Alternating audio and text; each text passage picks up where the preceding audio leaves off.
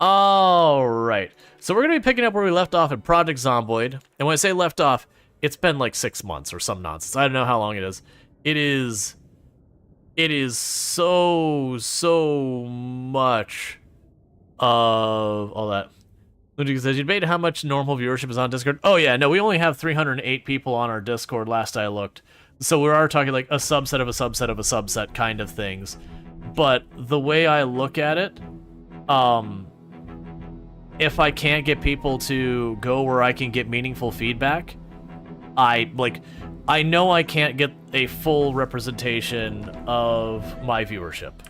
Because if I ask like right here during stream, like if I ask like, you know, during stream, like, hey, I need to remember what I was doing last. Like if I ask like, you know, just live on stream saying, hey, who would like to see this game? I'm only getting the people who can tune in that day of the week at that time frame who happen to be tuned in. That's arguably even a worse subset so far as just being that. And so unless I ask again and again and again, at which point then I get bad data because for people who watch the whole time, I'll get them multiple counted. So I got to take it outside the platform because Twitch, like if Twitch gave me a section like in the about below that I had like a community tab, I'm basically talking like YouTube, that we could go to like the bottom or something and just say, hey, here's games I'm considering. And on Twitch, we could do that. That would be great because then I could leave it up and I could point to it constantly while we're on stream and get a good thing. But yeah. That's kind of the issue is I have to take it somewhere. Discord's where it happens. So if you want to have a say in on what happens on the channel, you got to go to Discord. Sorry about that for the people who are going to catch the recording of this on YouTube later. I do stream on Twitch, and I'm just figuring stuff out. What I'm trying to figure out is what I was doing in the game. So I've got 3 freshly cooked rabbits, a bunch of potatoes. My weight is a little on the low side. It's still in the good range. I've got a bunch of spears on me. And for those who don't know what we're doing in this run, this is a 16 times pop 0 to hero run where we spawned in Louisville. We've only ever lived in Louisville. The infection is on the default settings. Like basically, it's apocalypse. Took the zombie count and said yes, I would like all of them. And then we said I would like to have the helicopter be more than just a one-time event, and a couple other things to make it spicier. We didn't do anything to make it easier. Let's rant about the new YouTube look. I hadn't seen that. I have seen that they're starting to drop the new Twitch mobile app, and it's TikTok. It's TikTok Twitch edition. All right, so yeah, so the things I would like to accomplish before build 42 is I do want to get strength 10 because we're right here. And I would like to get spears 10 because all of my other weapons are maxed out. But this character did start with no skills whatsoever in this entire area, and we've just built up. They have been alive for 1 year, 7 months, 15 days, and I've killed 172,128 zombies. And the hunting knife has been my most used weapon. That'll probably drop off in not too long. But let's also check our freezer, because I don't for the life of me remember exactly where we were working. So we got a bunch of frozen veggies. Okay. So I don't have any spare rabbits, so my assumption of what we were doing... Oh, and our zombies are smart enough to open doors and windows on their own. My assumption of what we were doing is we should be over here somewhere. I'm trying to remember where we are. Okay, so we're down here. Down there should be where my my rabbit traps are. So what I'm going to want to do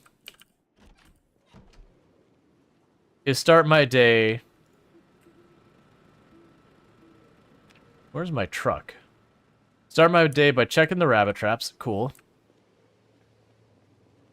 And keep our food going.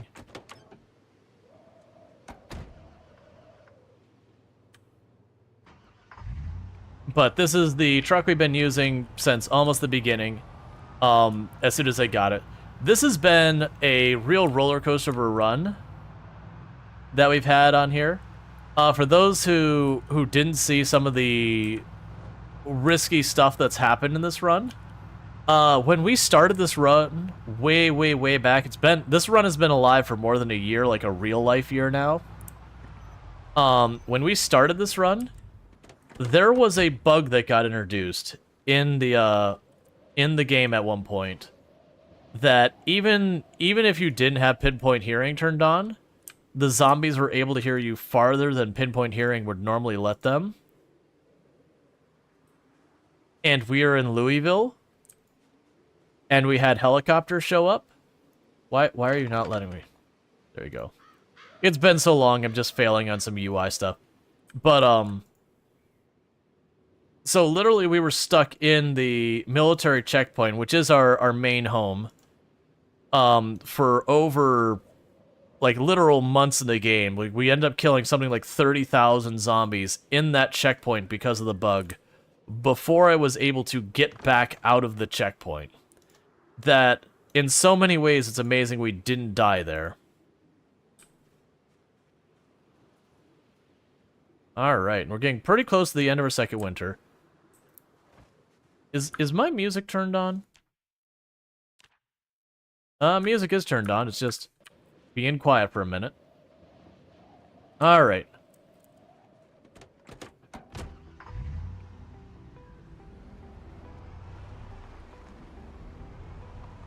But yeah, so pretty much what we've got in this game is, if you're wondering, is like, if you see me and go, why don't you loot those buildings?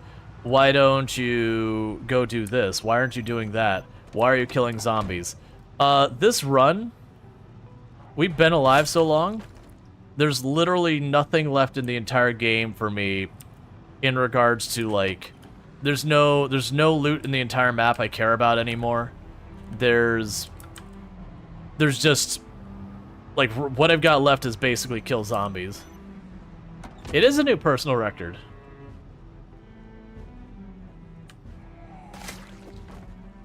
Alright. And it has been a very long time since I played. So, I am going to be kind of jumping in on the deep end and just pushing. I had plans to just push up the west coast. The only reason we dropped back over here again is we were starting to lose weight, and I needed to deal with that. And the way I'm going to deal with that is rabbits. The good news is I'm getting pretty close to us being out of the, I'll deal with that in a moment. Pretty close to us being out of the winter. And once I'm out of the winter, then I don't have to deal with a bunch of stuff. Oh, no, I didn't want you in the... Yeah, that's fine. So I'm just storing some rabbit real fast. Okay, we'll butcher this one. I need to get my radio on now. Where's my walkie-talkie?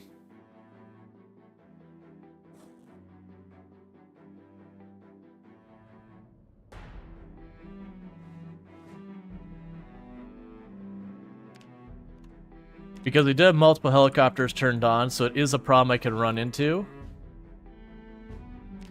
That will have the helicopters show up and all that. And I need to know when it's happening so that I can... Honestly, at this point, it's not so I can get safe from the helicopter, rather the opposite. So I can use the helicopter strategically to draw zombies to locations just to make them easier to hunt. So I'm not tracking down helicopters, or tracking down zombies for the rest of my life. Yeah, so we start our day just getting our food ready and all that.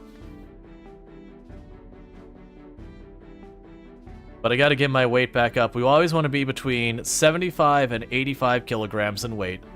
Because if you go below 75, you take a penalty on how much damage you do. And then if you go above, then you take penalties to your endurance.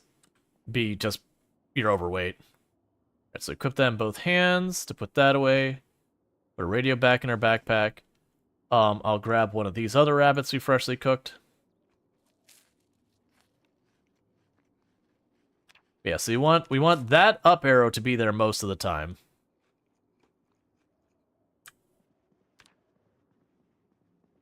Alright, so I can't quite fit in my bag. That's fine. After we use one or two more spears will be good. Alright, so where the heck were we working last? So all the area revealed has been mostly cleared. As I recall, I was pushing up in this area. But as you can see, for those almost 200,000 zombies we've killed, this is all the more of the map we have ever seen. We've not seen all of Louisville. We've never left Louisville at any point. Just this area here has been like almost 200,000 zombies. So what I'll probably do, honestly, I'll probably just follow this main road and just see what happens. It's been a while. I don't remember the exact situation.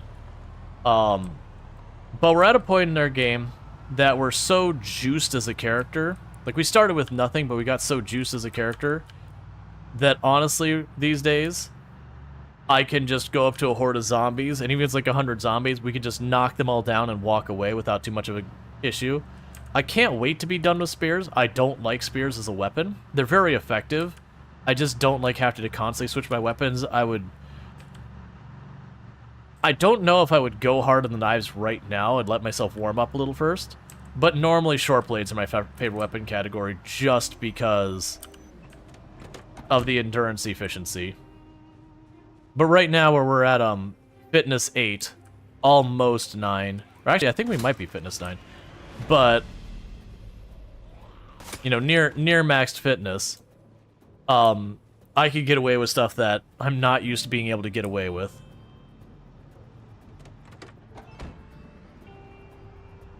I'm used to being 0 strength and 0 fitness, where I fight like 4 zombies and my character's winded and just needs a break.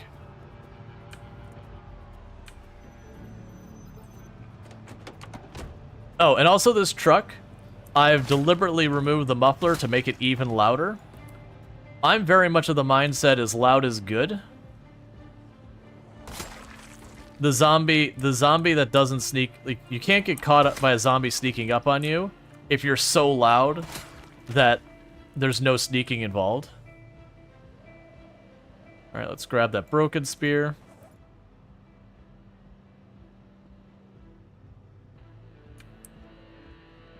But yeah, so that's why I don't like spears, is that is pretty much the entire run is up, I broke a spear, grab the next spear, up, I broke a spear, grab the next spear.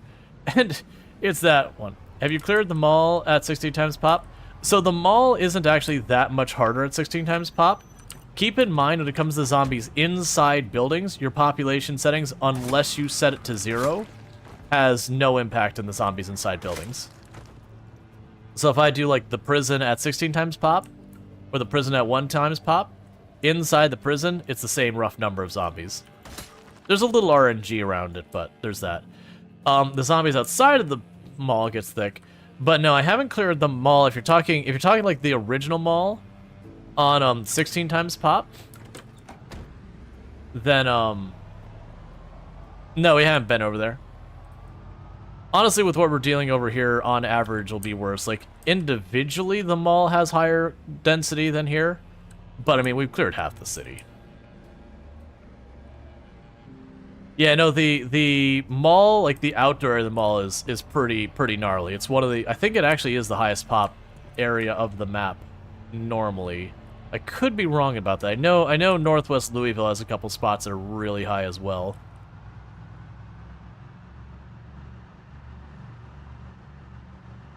Yeah, no, I've cleared the military base on stream 2 or 3 times. I've cleared the prison 2 or 3 times on stream as well. I have cleared them all on stream before, but not in a solo run like this. To me, the mall isn't even that dangerous of a location, because when you're inside the building, it isn't one of those buildings that, like, there's not much maneuvering room. There's lots of open spaces in the mall. The only dangerous thing is being on the bottom floor and having zombies potentially drop on top of you. But that's, like, literally I'll pull my vehicle in the front door and just blast the horn to get the zombies to come to me.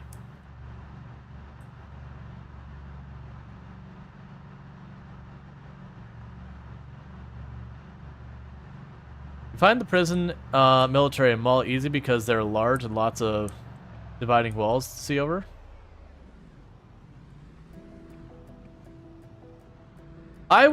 For me personally, I would say the prison is the most in-your-face dangerous place on the map. That you go to the prison, and it's not a lot of time to clear it. Like, there's not really that many zombies inside of it. But it is, you know, a day or two or whatever of clearing it, where the whole time you're at like 11, just because the whole place is just dense with zombies. Oh, we'll kill that one up there. It's just like dense with zombies. There's lots of corners. There's the issue where zombies get stuck on the windows and all that. That you can walk up and they just kind of spread out suddenly, and that can get extremely dangerous. I would say for me, the actually most dangerous place on the map is the road to the military base. If you let it, like, if you go there late enough, that's grown in, and that's also on a higher population. Because when the population's high enough and it's grown in, you can't just kind of speed along it, and it's just trees everywhere. So it's just really, really a tough place.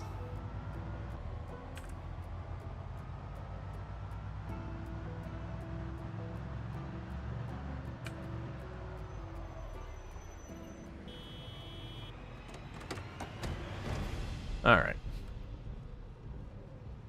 So I pulled up the last area, like one of the areas we've only seen up to this edge, and then we honked the horn. Normally I like to honk the horn a little bit more than I did, but I already had zombies on me, and I don't want them banging and knocking on my windows, so I have to keep replacing them.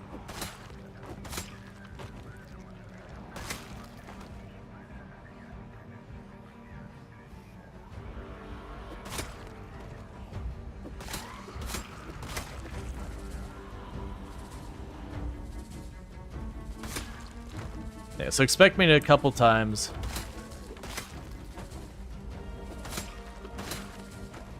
Have to, like, reassess as we get zombies behind us.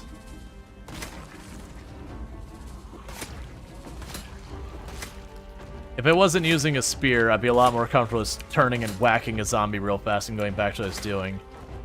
But with the spear's execution animation, that can get real sketch sometimes.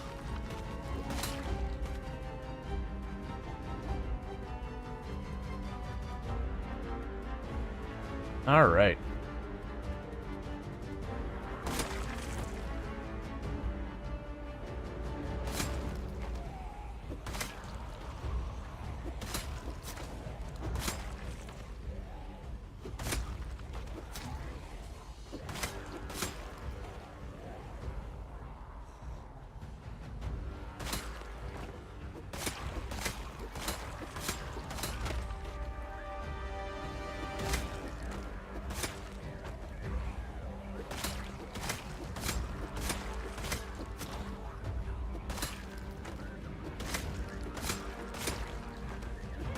It always surprised me that even when I take months and months off, I could hop right back in and just immediately jump into a fight. And it's just become like so second nature on the timing and all that. After literally thousands of hours, it's just not even a thing you have to worry about that much. Oh. And get our spare spear ready. Alright. Yeah, so part of what I was doing before we took like a little hiatus from the game. Alright, there was a chair down here. Let's use that real fast to recover. So I'm not the kind of player who carries a chair with me, plops it down, picks it up, plops it down, picks it up. Like, I know the piano stool is like really good for that. For me, instead, what I'll do is I'll take chairs and I'll strategically place them throughout the map. So, like, as I'm going around the map, I will just plop down a chair where I, like, have a retreat point. I'm not saying this is strategically the right answer or whatever, but I just don't want to deal with, those everywhere. So where am I? Up here? The Z you see there, that's my way of marking that, like the FPS gamers, it becomes second nature. Yeah, and there's muscle memory. That with enough practice, that muscle memory sticks real well. But yeah, so just one of those things that I'll like move chairs out on the road, I'll mark them with Z's and all that. And the entire gist of it is just to have it so I can just go back, step away. And plus you already have the chair down, you can actually walk a little ways ahead of the zombies. and just go rest of the chair real fast.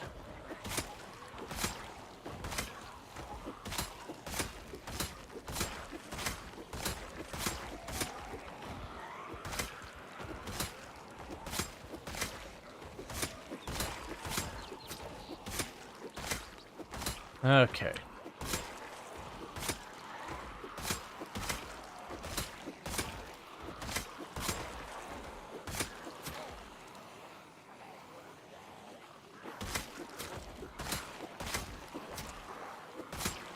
What you're looking at here is 1 point shy of maxed out skills for spears.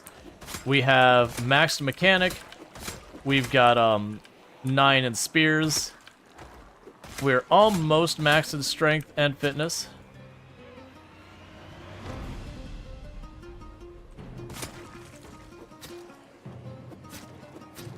So where you see the spear break in like 4 or 5 kills or whatever sometimes, that's just spears. That even where I have almost no room to make them tougher, spears just break. I'm actually excited for the spear rework in build 42. I'm just really hoping spears won't be paper mache. Even if they're nowhere near as good as they are now, I'm okay with that.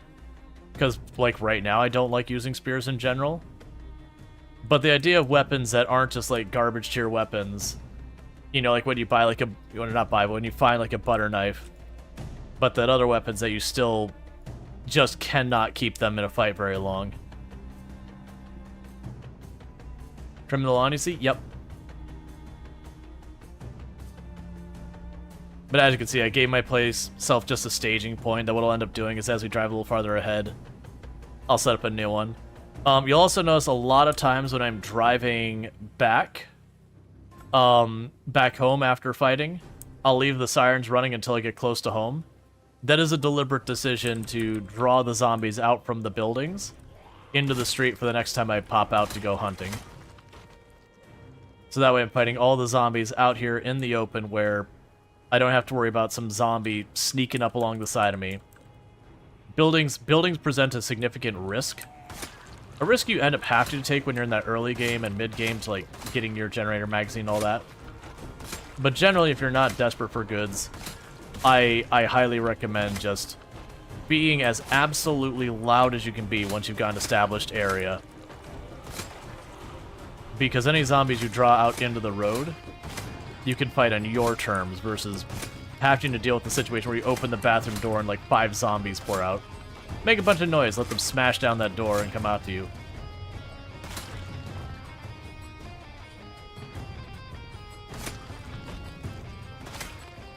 Yep, with the spear, that little bit of fighting, I'm already halfway to moderately exerted, so we go right back over here and go right back to sitting down. And that's one of the main reasons I don't like the spears. That's also why I don't like axes that much. I don't like spears more, but axes are really effective, but it is those things that they just kill your stamina. Put the tent kit away. Alright. You also notice me avoid running on the zombies. It's not because I'm worried about the zombie plague stuff. All my long runs, for the most part, have died from me having poor visibility around zombie corpses that resulted in me not seeing a zombie until it was too late. And so, you know, get 100,000 plus in, and it'll be like a zombie wearing all gray on a road on a foggy day, and I don't see it till I bump into it because I'm focused on, like, the zombies chasing me. Or we had a time I died at the prison where we had so many prisoners in their orange jumpsuits laying on the ground that there was a prisoner in orange standing on top of it that I, again, walked straight into them because I just couldn't make them out with, like, all the visual noise that was all the other corpses. It's also one of the reasons that in this run, because we cleared so much of town, I've turned to the point where after I've cleared a road for a couple of days, it starts getting kind of visually really, really hard to make stuff out. I'll just take a different route and go hunt zombies over there for a couple of days. And then you'll circle back to the first place after the bodies start to disappear.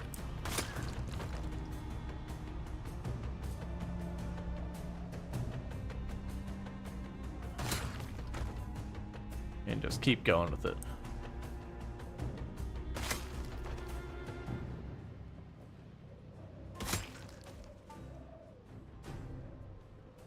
Okay, but like you'll see their garage up there, and people are like, oh, check the garage. It could have a generator. I already know where there's over like 30 plus generators on the map. I genuinely, like, I don't need a generator, and if I did end up needing a generator, I've got entire areas of the map that we've already just fully cleared that I know I've left generators behind that I could just easily pop in, you know, grab a generator or two for wherever I need it. My general approach to generators in my main base, I usually keep a generator on site, but on top of that, I like to use gas stations as like forward bases just so I have access to gas. I just plop the generator down by the gas pumps, but close enough if I want to put a freezer or whatever inside I can. And then usually I'll just base from that location for a little bit.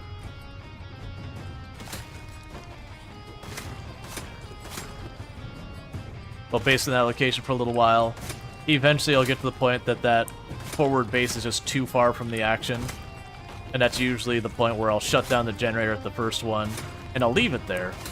Grab a new generator, get to the next gas station, set it up for my new forward base.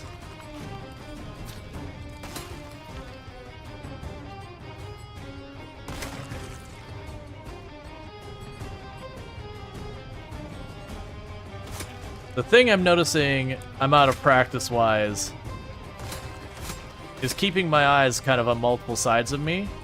My eyes feel like they keep getting distracted by just the visual noise of the corpses, and it's making me nervous that I'm gonna overlook a zombie like that one trying to sneak up behind me. And that's the kind of stuff that you gotta worry about. The zombie in front of you that's just fighting a straight-up fight, once you hit this point in the game, you shouldn't realistically have to worry about so far as dying to them.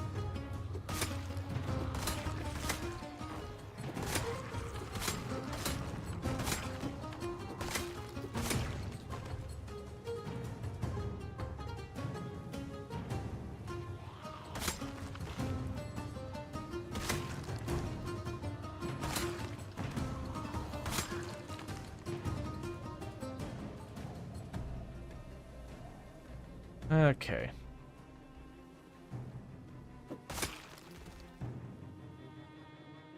And we do have respawns turned off, but we do have this zombie population settings set to their max.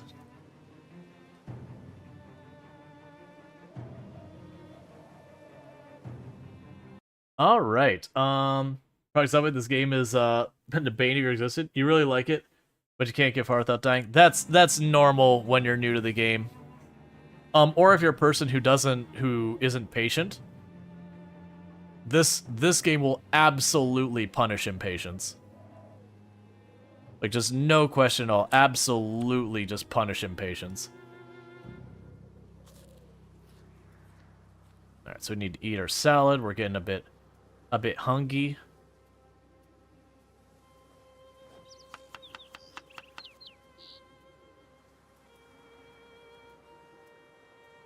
Can afford to eat a bit more. I gotta keep my calories up. Even though I don't really need it, we're just gonna shove an entire rabbit in her mouth. And that's just entirely about trying to keep our calories up as much as possible, so that way we're not losing weight.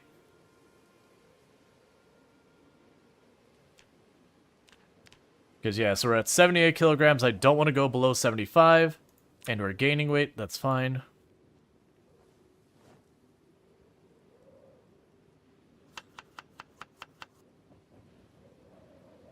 Okay, and we'll be good for more fighting here in a moment. Cool. Yeah, so I do a back and forth between just eating what I've grown and eating, like, fish or rabbit. I much prefer fishing in the game over trapping. But, you know, winter they nerf fishing pretty hard.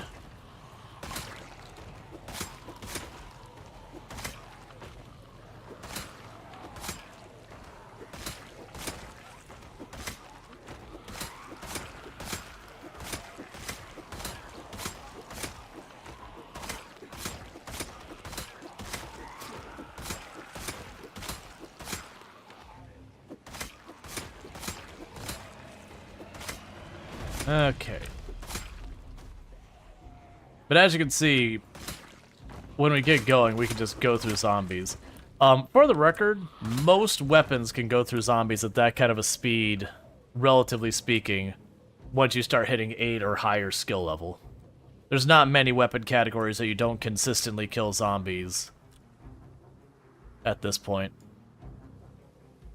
Alright.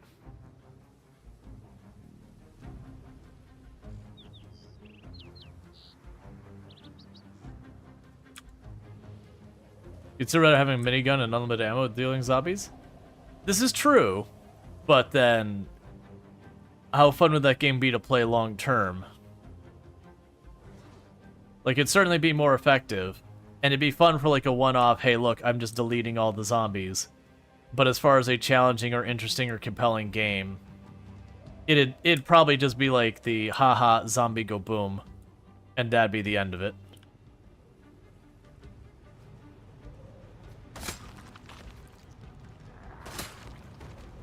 Which that's actually one of the things I really appreciate about Project Zomboid as a game versus like Left 4 Dead and all that. Like Left 4 Dead, you can get just absolutely shredded by the zombies, even on the realism setting, and still be perfectly good to keep going.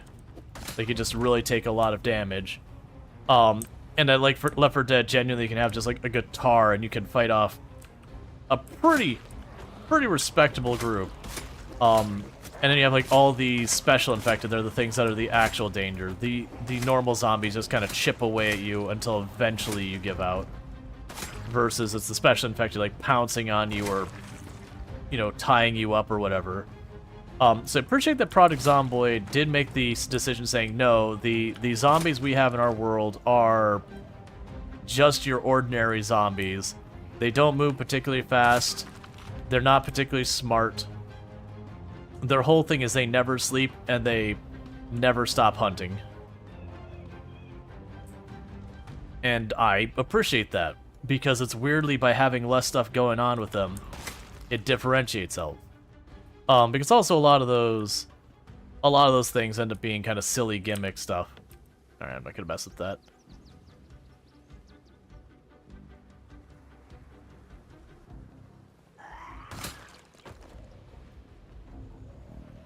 Okay.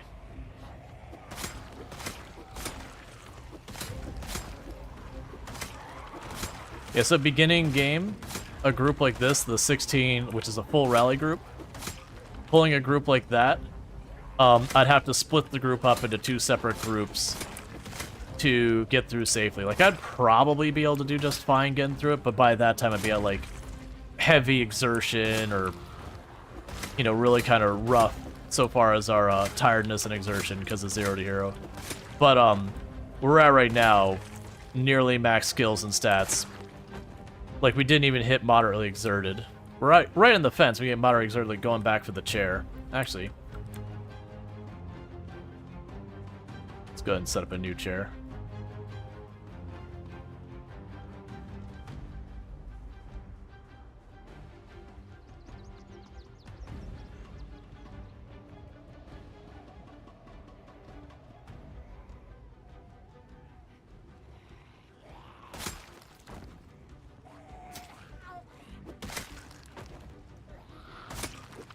Okay.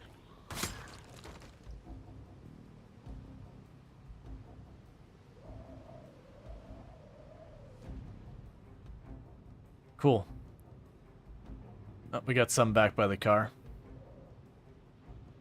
That's also why I leave the car running, is I want the car to be loud and draw the zombies to it.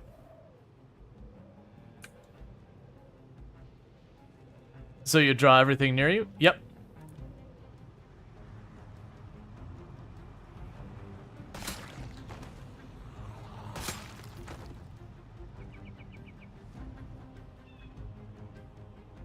Alright, so what we'll do is deal with this one. I want to mark this chair on the map.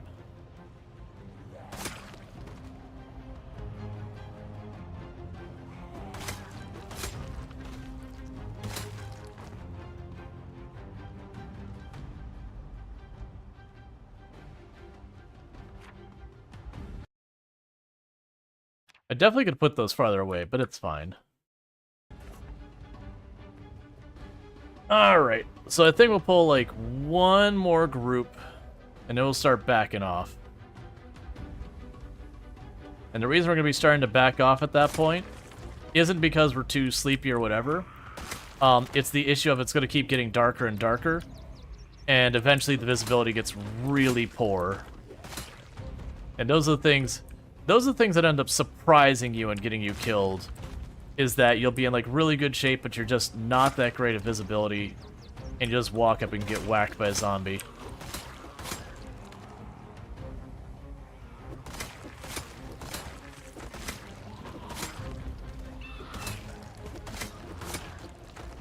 Hunting knife, I believe. Yeah, hunting knife. I've got hundreds of those back home. Like, that's the thing. People watch me now. I won't pick up the crowbars. I've got, like, 50 plus of those back home. Machetes I still pick up just for the meme of having as many machetes and katanas as possible, but I haven't really been worried about those in a long time. Because, like, we're basically maxing almost any weapon. I am curious, like, when I do max out all of the weapons, what I think I want to use in the end. Excuse you, sir. Ma'am, sir, whoever you are.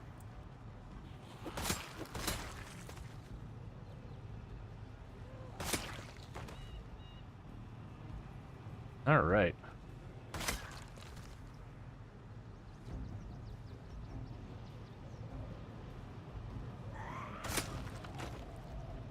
I used to have a thing I would run on my desktop to actually calculate my average kills per day and all that.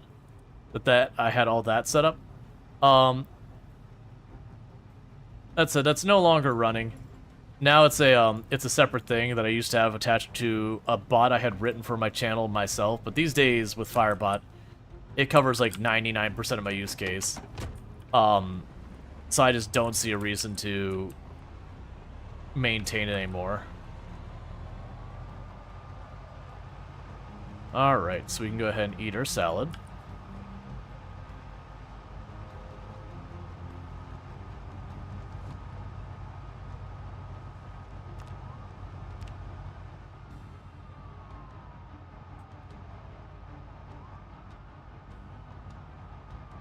This is one downside about a map this involved, is you'll notice we actually take frame rate issues. This will actually get worse and worse as the run goes on.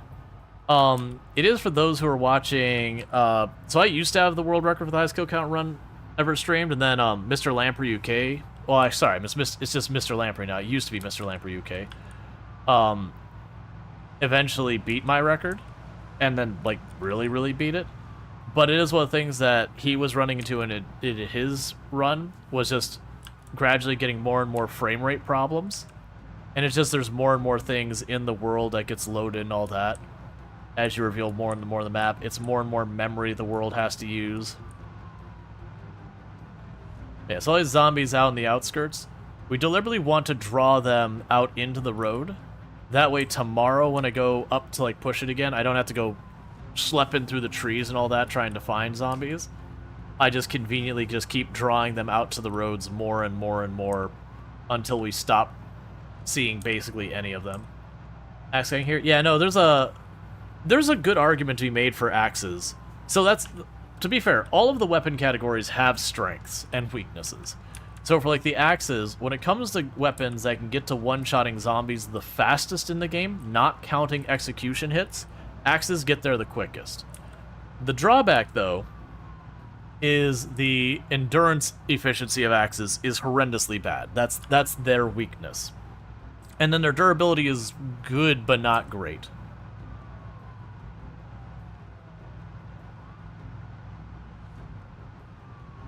Whereas for, like, the long blunt, durability is king.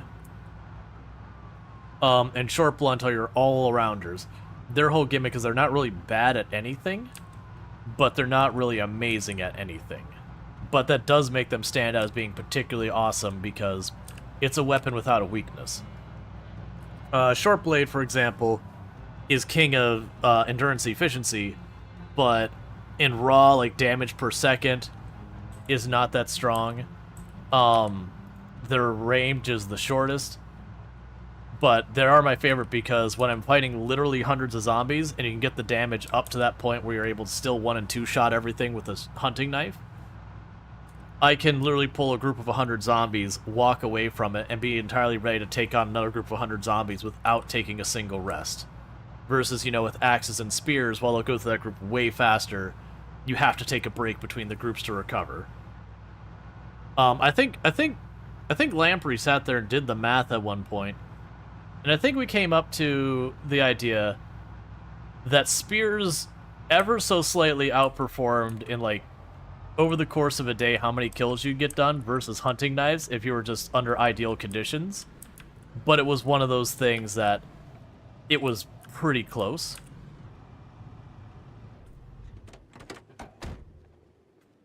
Okay, so before we get into messing with any of this, we do our quick walk around. If I ever see a zombie anywhere near my base, it doesn't matter where, over here, there, like that one, we stop what we're doing, that zombie must die. Home must always be safe.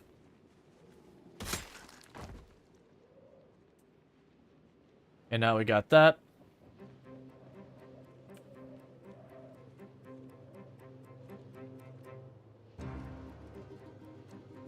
But you'll probably wonder, it's like, don't you feel unsafe here? Well, there's a meta event. Like, don't you feel unsafe here, just like standing out in the open, refueling your vehicle, and yada yada? And, I mean, sure. Alright. Probably should get curtains for that, those doors. Okay. Let's eat our salad. How's our weight going? Okay.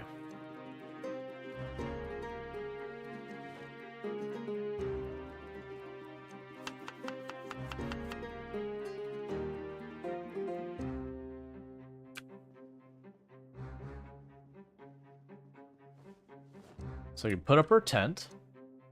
Because I'm definitely someone who...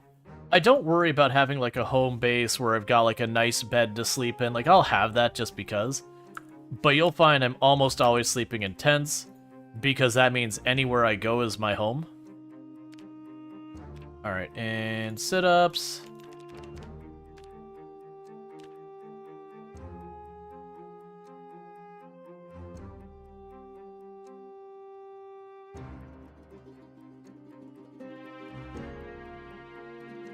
But I don't want to go to sleep before midnight, because if I do that, I end up waking up too early and end up fighting in the dark. It is the thing that I'm a little curious as this run goes on. If I were to max out at some point my fitness and my strength, I don't know what we would do in the evenings, honestly. Because I'm definitely not going to go out and fight in the darkness. That's just a way to kill your run for no reason. At the same time, it's like... Alright, but exercise really doesn't serve a purpose at that point. So what the heck do I fill the remainder of the evening with? Because sure, there's some things like tailoring that you can do to do that, but we've already maxed out our tailoring. So I don't know what I'd do instead. Watch movies? That wouldn't serve any beneficial purpose.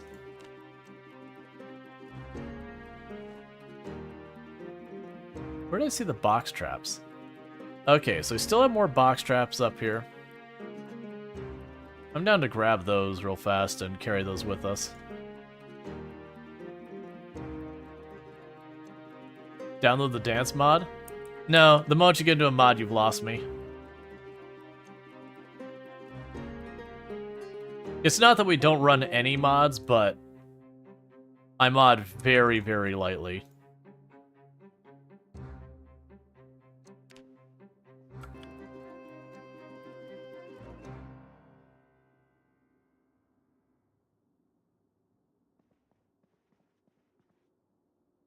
And we wake up, we take down our tent.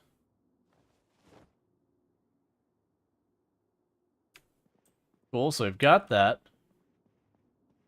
How am I doing on the spear front? I'm gonna need more spears than that, realistically. I usually want to make sure I have 8-9 spears every single day. Where was I getting my water from, by the way? I don't see anything in here. I know we didn't put rain bales on here. I mean, at the moment, I just have plenty of water on my person.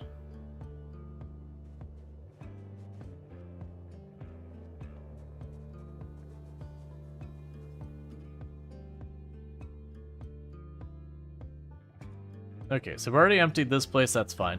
I'm not too worried. I've got 2 more water bottles on my person. I believe, if I recall correctly, I had dropped a couple of, oh, that's right. I have a ton of the rain pails because they just have a ridiculously high water capacity on them. So a bunch of the rain pails in the back here. And so I just top those off when I'm back at main base because there's something like seven rain collectors at home. So I just max out all those. And then, you know, I just fill them up and I just pull from the trailer of the vehicle.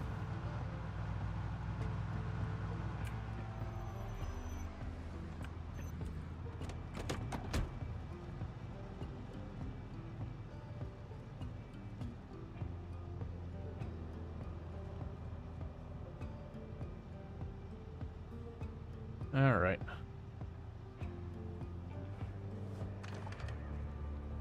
Because I noticed I had more traps, and I don't really see a reason not to put them down.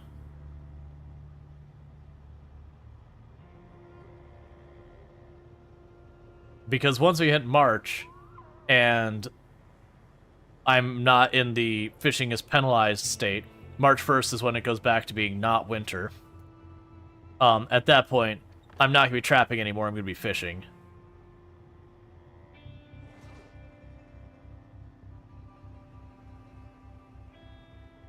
So grab all you.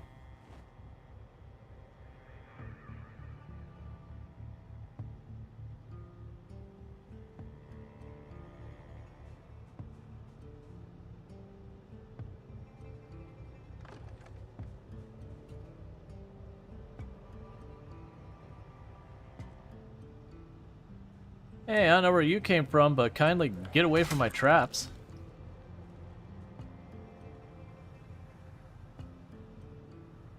In areas like this, I get surprised when I see zombies because we have been through here so many times, we've had so many helicopters, that when you do run to a zombie, you're like, man, where have you been hiding for your whole life? I mean, good on you for hiding this long successfully, but also, no, seriously, now is your time, you made your move? Oh yeah, with the comment of generators, that generator's not here to be used, it's just laying on the ground because I don't need it. I've got several spare generators just sitting at home base, and then just generators everywhere in the map.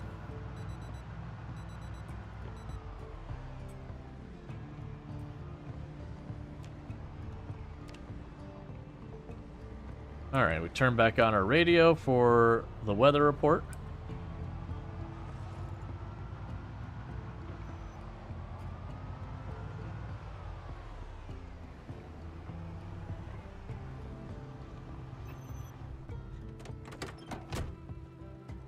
Okay, put that back real fast. We're going to wait here just a minute to see if it's a helicopter day. Is this your oldest run? My oldest still alive run. No, actually, that's not true. I do have a CDDA run that's over 2 years old now, but I got through, like, the spring and all that where there's not really anything left for me to do on it. Like, it's now just a normal run. And so I just kind of stopped there because it's objectively easier than the runs I typically do. Alright, it is a helicopter day, so let's drop off the rabbits real fast. Because at 9 a.m. we can have... Of course, you're both full. Just put in the fridge for now. We'll butcher those later. Alright, so the question boils down to... where the heck am I doing the helicopter? Because we don't have much time that it can potentially show up. So, my choices are kind of a couple things. One is, I don't actually want to drop back down here anywhere, because if I draw it anywhere back here, it's just going to draw enemies out from areas we don't want. So I could put it a place up here where we're pulling zombies from all of this up here. I do feel like I kind of want to put along this edge here somewhere, so we're pulling the zombies out of the Central Park area, because I sure as heck don't want to go through this. You thought this was a replay? Do people actually commonly do replays? I've heard a couple people mention the reruns. I haven't really seen people do reruns on the platform in a while. I mean, I'm sure you still can, but like we used to have a little tick box and everything we could do to like set it up, and they kind of got rid of all of that.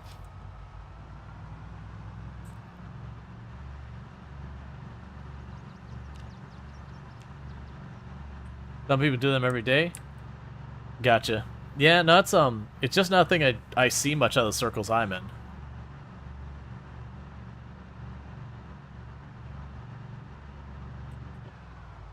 So what I want to try and do is go along the Central Park area and use as a mean of drawing the zombies out of the Central Park. They stream for 6 hours and do reruns. This isn't a replay? No. For the record, as a content creator, I am required to flag when I am doing a rerun. And it'll put like a tag on it that's like rerun, replay, or whatever. At least that's the way it used to work. I remember there's a whole big thing about like that as a requirement. And I know I skipped a horde. The helicopter could show up in 10 in-game minutes, and then end any time after that.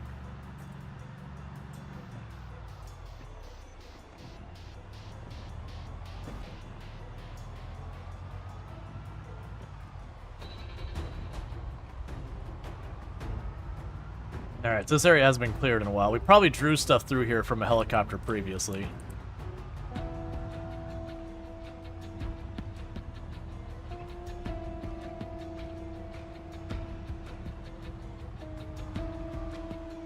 Alright, so this feels like not down here because it's too close to my other base. I don't want to actually draw them through it. I feel like right over here to the left feels like the perfect place to do this. So we're going to leave our vehicle back here. We're going to kill the engine so the zombies don't swarm it. And then the plan is to do the helicopter over on the intersection to the left there.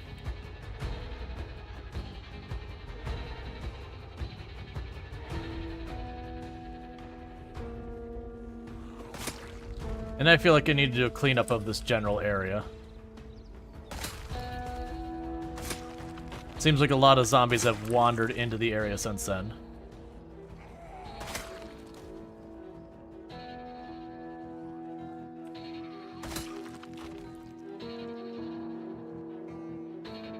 That said, it would be nice if I could find one of these houses that has a chair.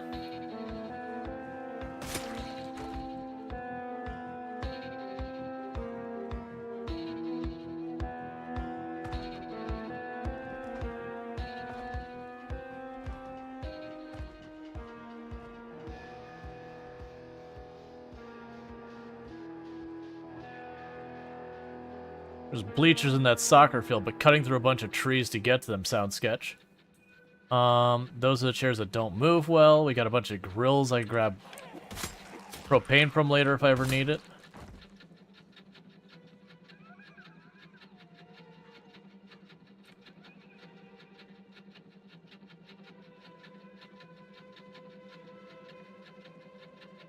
Come on, easy to grab chair. I'm just avoiding having to cut through a bunch of trees to grab a chair if I can help it.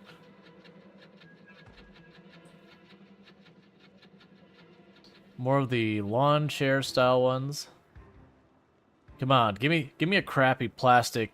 There we go. We got some chairs in the back of this yard.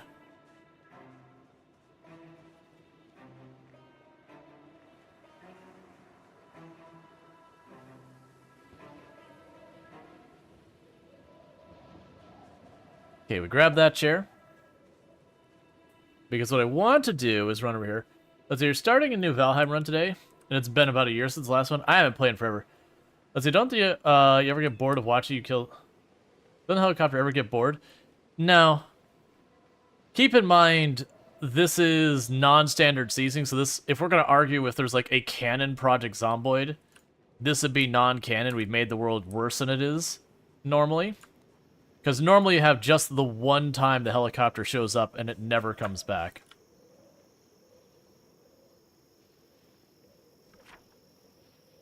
Alright, we can pop right over here. So I've got a chair for resting there. So let's run over here real fast. Keep in mind it's a helicopter day, so we want to be a little bit careful about what we do. Alright, I don't see any zombies over here. Okay. So the entire idea is this is an area... Oh, I had chairs right there. We will actually leave the engine running. I was going to leave it not running. That's okay.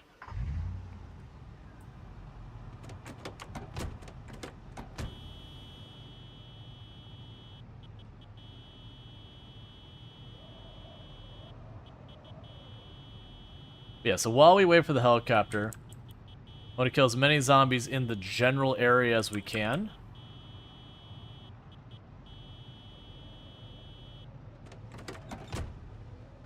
And the hope is, after all of this, we'll have a bunch more zombies out of the Central Park. Because someday I'll need to probably go into that Central Park and clear house. But if I continue to draw the zombies out of there more and more, it should just be a handful.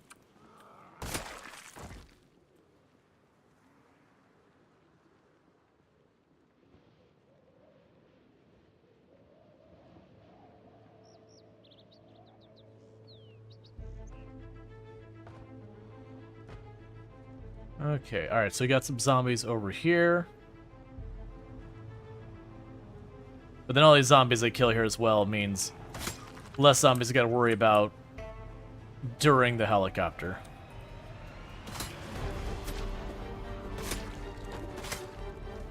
With where we are pretty close to an area I haven't done any meaningful clearing yet, there is a chance we'll get a pretty rough helicopter event.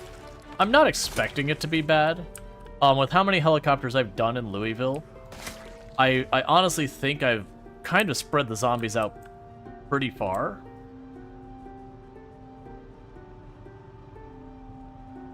So instead of having like where normally I have like one really dense area of zombies, just they've gradually spread out more and more so that areas have like a lower density in any given area.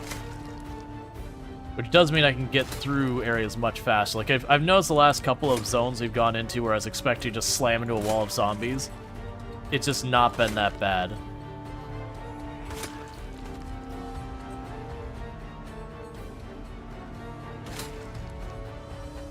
Alright.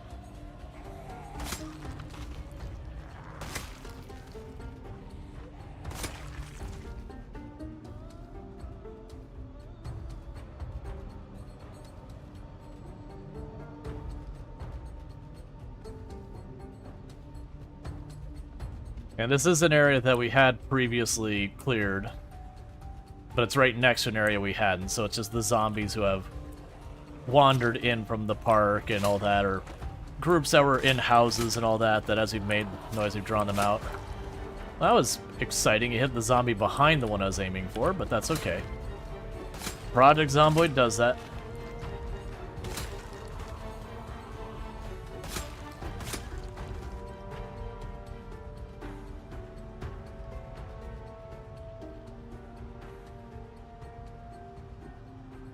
Alright.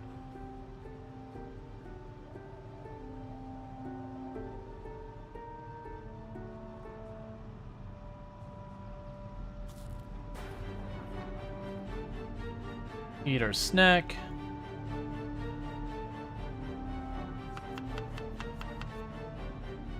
We can also take the potatoes we've already used most of for trap bait. What helicopter are we up to, by the way? Okay, so let's see here. So there's helicopter 38 there. 39 down here. 40 down here. 40 is sounding like it might be our last helicopter. What about down here? Do we have any higher than that? Nope. Check up this way along the edges here. 42nd helicopter over there. Okay, so it looks like this will be our 43rd helicopter in this run.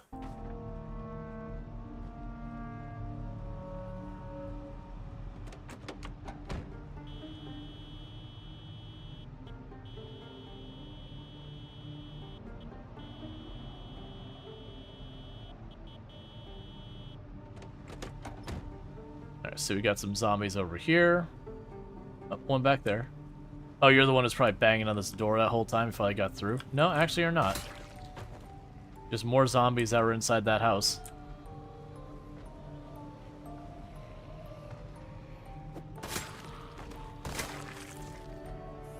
Okay, it's actually a lot closing in from different sides. Let's try and drop back here again.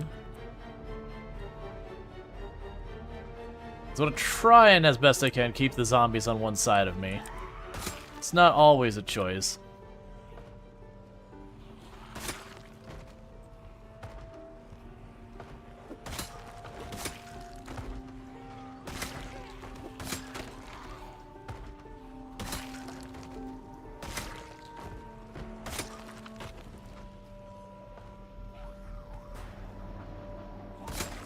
Okay.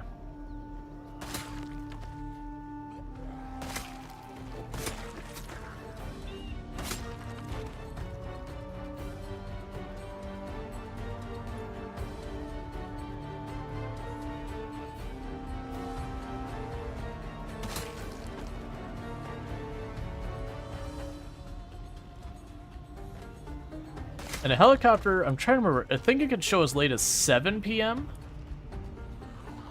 Which is really a bummer when it does that, because it means it's going to be here into, like, when it gets dark. That's it. I believe the next day we have heavy fog. So I am glad it's not showing up tomorrow in game for the heavy fog.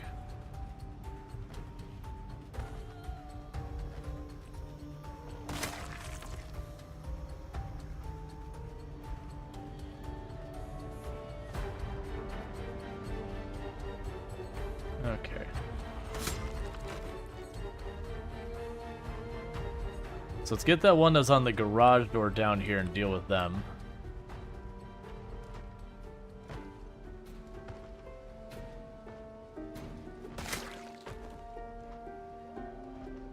Then we can go rest for a minute. We'll tag the horn some more. Because I'm also trying to avoid the situation where we just kind of stand around and wait for the helicopter to show up.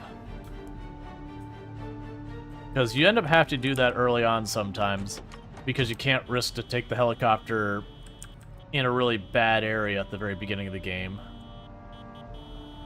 And you also can't really afford to do like I'm doing now and drawing a bunch of zombies to you before the helicopter. But where I'm at and how much we've cleared this area, it's fine.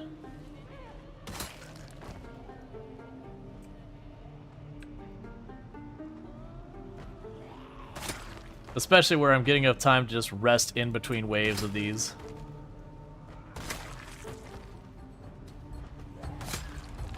And I do apologize if I fall behind in chat. This is one problem with Project Zomboid as a game. Like when you're in the fight kind of thing, you just have to focus. You can't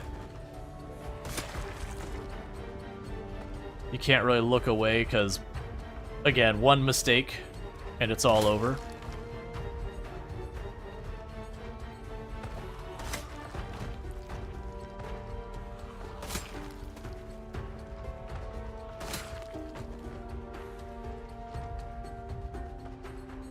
Alright, so we got some over here and down here.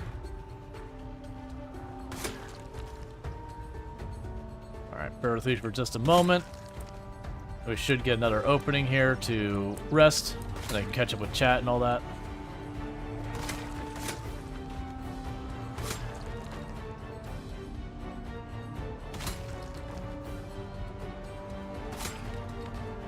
Alright.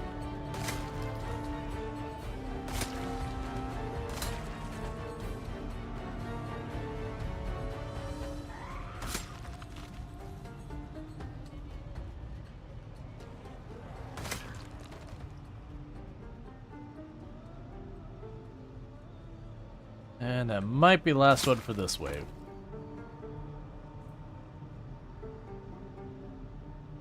Okay. Oh, there wasn't... I just saw where, because of the ad, like, it popped up chat, so I thought someone had message. What I am going to do is, I think, we're probably going to quickly take 2 seconds. I'm going to take the music, I'm going to kill the in-game music, because I don't like that when I pause the game for dealing with all that stuff, the music turns off. I do really like the Project Zomboid music. But also keep in mind, I have literally thousands of hours in the game. I have heard their tracks many times, and it's good. But you know, a certain point, just kind of be like, you know what? I just want to vibe and chill and hang. All right, Night Dweller, you sleep well. Thanks for doing that. Was the ETA on the Product Zomboid update? There is no ETA. That is just not how Indie Stone works. They don't give deadlines, they don't give dates. The best we have got is that it will more likely be this year than not, and probably not the holidays, is the last update we got of anything. So could it be tomorrow? Sure. Could it be the end of the year? Sure. They said it will probably not. And they said it'll probably be like this year. That's not a promise, so it very well could be not this year. Because Indie Stone is also known for, if they're not happy with the current state of the game, they'll keep delaying it until they're happy. And I honestly think that's a correct thing to do, even if it sucks in the moment. But they are very much it's ready when it's ready kind of group. Now, that said, based on what they've shown in their recent Thursdoids and everything, I think we are getting closer to it, but I don't think it's something we're going to see in the next couple of weeks. But it wouldn't surprise me if we got it like mid or late summer. But at the same time, with Indie Stone, you never know. They could be like, yep, we're not quite happy. We want more time. So, you know, we're going to kick the can. And I'd be absolutely okay with that, even if it would be a bit disappointing.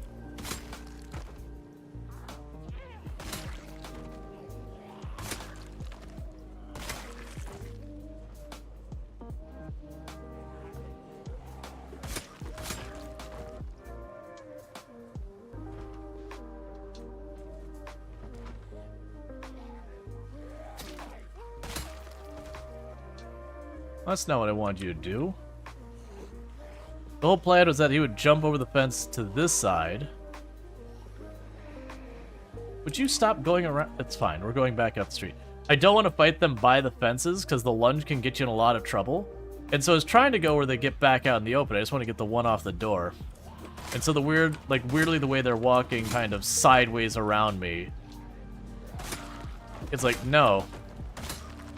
Quit trying to use your pro strats to like make me fight you in a less safe area, or a more riskier, I guess is a better way of putting it.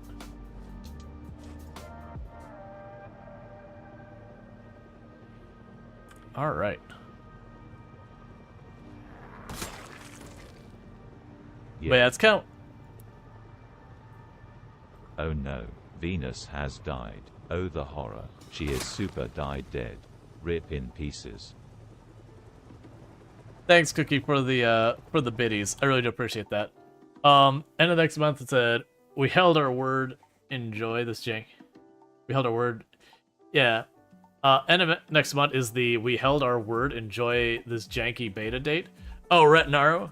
I mean, if you have any inside knowledge or like whatever, you're glad they wait until it's 100% ready. Yeah, so they do usually do like a beta build for a while. Like for example, when Build 41 was dropping, they had very famously the I will back up my save build. That was Build 41 before Build 41 was publicly available to like, but it was available, but it was beta. Oh, for a moment I was about to be like, ha, your timing's off, Cookie. I'm like, wait, I actually don't have blurb, so Cookie can't play the helicopter sound anymore. That is actually the helicopter.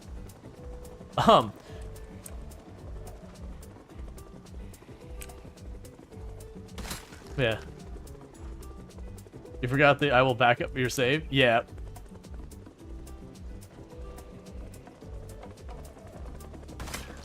Oh, that was based off posts at the beginning of summer? Gotcha. The last one I had heard was around March that was the one they said it will probably be this year and not the holidays.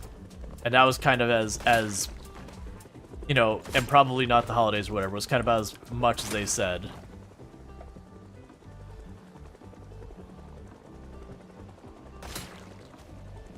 Alright, so let's take 2 seconds real fast, actually. 2 seconds real fast. Okay.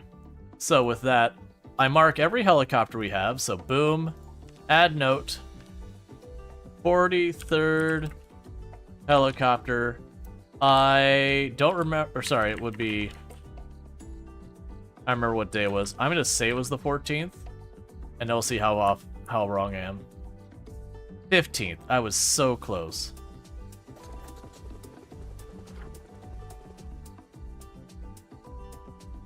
Alright, remove marking. Add note. 43rd. Helicopter. February 15th. Cool. Because as you can see, I mark every single... Oh. It's not the way I've been marking any of these. Alright, we'll do this again. So it's 1 year, 7 months, 16 days is what I'm looking for.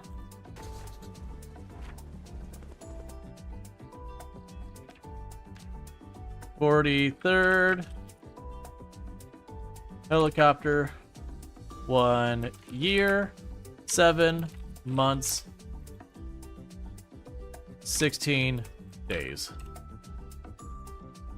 Why are you way down there? Oh, right. If you change the zoom, it moves it. I forgot about that. Helicopter. 1 year, 7 months, 16 days.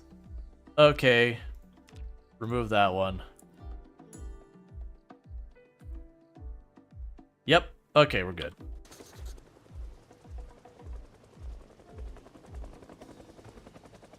Let's see. Lemmy did say that something about it being more likely in the first half of 2024. Yeah. It is one of those things that most likely to me is not a commitment of any kind. That's someone just trying to take a rough guesstimate. And the things I've learned in software development is most of the time when someone quotes you any amount of time, just assume it's going to be longer than that. A lot of people are good about padding out their time to accommodate, but you know, you don't know what's going to delay you until you start having those delays.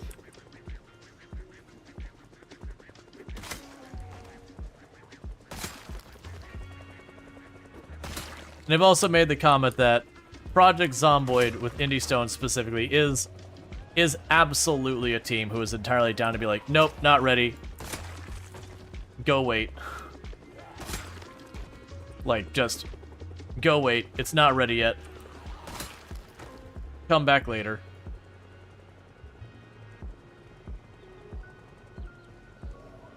Which again, I personally see as a good thing. I'd rather say, hey, it's not ready yet, you gotta wait longer, than, you know, release something that's half-baked and barely playable or whatever.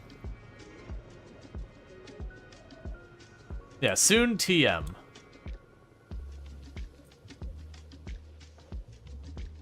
Alright, that was our first pass from the helicopter. Usually if it's a 1 or 2 pass helicopter, it's a pretty big snoozer. And then 3 and 4 pass helicopters, it depends on where you're at and all that, can get pretty spicy.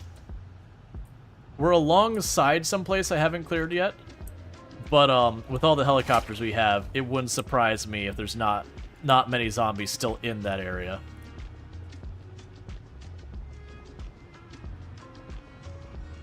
Such map details? Oh yeah. But you have stuff to hopium way down lately? Yeah.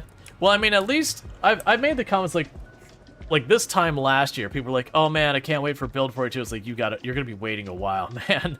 It's like you're gonna be waiting a while. That I kept telling people, like, the earliest it could be, and this is talking last year, would be the holidays. And even then, I didn't have particularly high expectations of that. And a big part of that is it'd come out of Thursday. It's like, okay, we've just begun the process of working on this, or we're gonna have someone starting on that. Like, that was kind of the verbiage we're using. It's like, yeah, when you're just starting something, like, you're not gonna be having your mostly ready version anytime soon. Swap those around. Enjoy your salad real fast.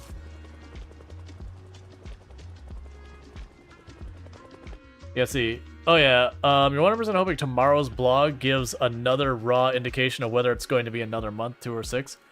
I don't think you're going until they're ready to get ready, until they're getting to the, oh come on, until they're getting to that point of being ready to start dropping it.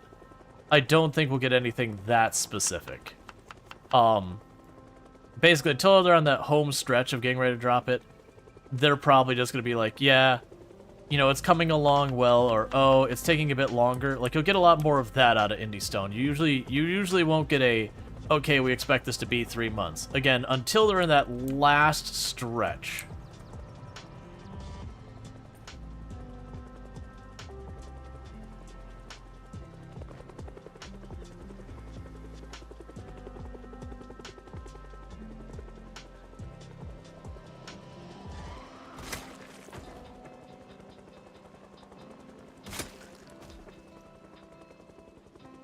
Let's see, how come it's possible for Titan to release DLC with no announcement? Just like here, take it, and the others take, and for others, it takes 2 years or something? Speculation, the amount of work, team size. Yeah, amount of work, team size, the complexity of the code base. Like, for example, like, Titan does have a pretty decent number of developers at Luden Studios now. And when I'm saying developers, I'm talking everyone involved, not just purely software developers. Whereas when it comes to, like, Indie Stone, it's still a very small team. Like, it's a little bit bigger now, they've added a couple people, but it's still a relatively small team. You also have different approaches to work and how they do things. The complexity of the game and the code base also has a major thing. Like, there's games, for example, like Stardew Valley, and the speed that some of that content has come out. That's actually one of the things that if you see the interviews with Concerned Ape, one of the comments he makes is like, he wanted to do so much more, so much faster with the game at different points in time, but just the nature of how it was coded in the first place, and like the technology that it's built on originally has kind of gone defunct over the years, that it does make it a whole lot of extra headaches he has to go through just to get, you know, new stuff going, other than, like, you know, add a new item. Like, that stuff's fine, but like if he goes to actually like build out new parts of the map and cinematics and all that, it's a bit on the laborious side. You think it was last year Indie Stone was beyond 2 people? I don't know. I know it's been a very small team for a very long time, and that over the last 2 years or so they hired more people. But it is also one of those things that can actually work against you, that sometimes if you don't have like a good process, like for project management in your team, that when you pick up more people, it actually slows you down, you know, while you figure out your process. There's a whole thing called the Mythical Man Month that goes into a whole lot of that. Or if you want an example about like adding more people onto a project doesn't speed it up, the joke is, you know, the project is having a kid. You know, if you throw 9 women at it, can you have a kid in a month? No, that's just not how it works. Like, it takes 9 months. It doesn't matter if you throw 1,000 people at it. It takes 9 months.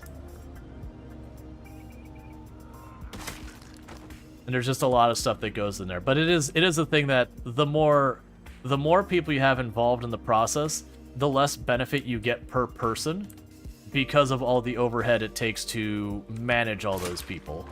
You know, to get communications to be effective, to do your project management, to do all that kind of stuff. So it is, as your teams get larger and larger, your benefit per person tends to go down. Lots of asterisks and generalizations and exceptions apply there, by the way. Let's see, I think last year was the first time... Yeah, sorry. Starting after multiplayer release, they really started hiring. That's why they dropped build 41 for 42, even though they still had major bugs. Yeah, no, I definitely, like, I know 2 people that were in the circles of people I kept in touch with that were people who ended up working at Indie Stone, and I haven't checked with them on that, like if things are still going well, they're still there, or there's definitely times where you hire someone and things look up and up for both sides of the equation, and then after working there a while, it's just like, all right, it's just, you know, this isn't like working out the way you wanted. Or, I mean, honestly, when you look at a lot of tech jobs, by and large, 2 or 3 years is about about what you expect for a turnaround for most people. When people start getting to like 5 and 7 years, that it's not unusual and like there's something wrong kind of thing, but it's unusual as in it's unexpected, with lots of exceptions again.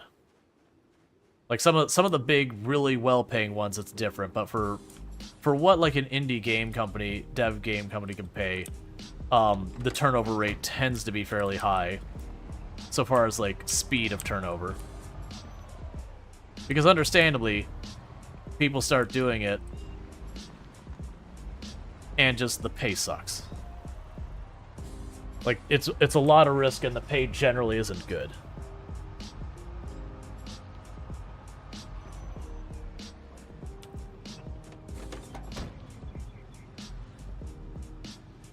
Yeah, I would, if you were to ask me to like look into my crystal ball and say when do I expect Build 42, I would definitely say it's this year.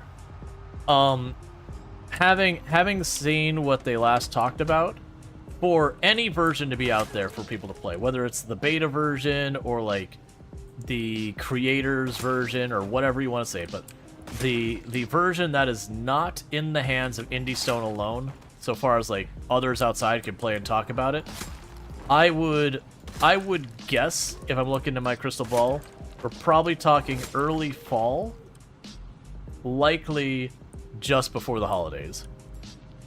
That would be my guess, but I have no insider knowledge or anything like that.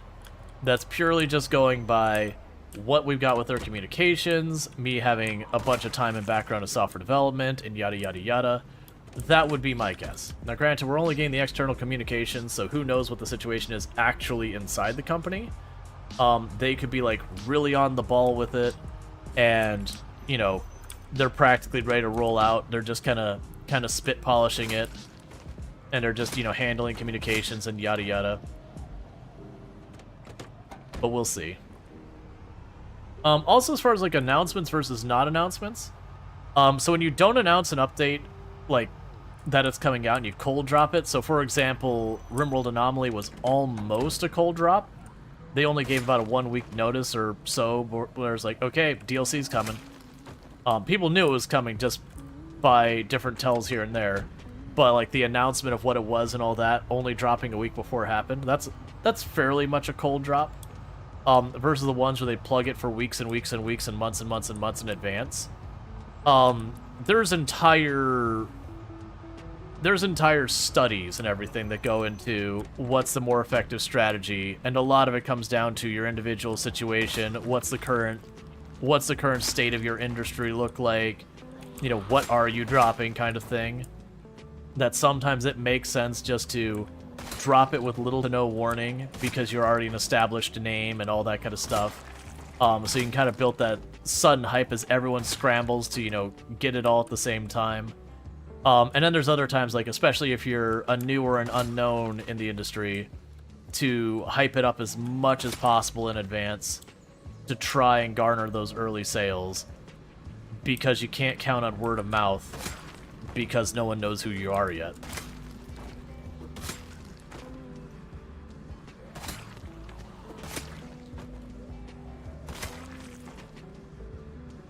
That Tomb I heard just getting home? Oh!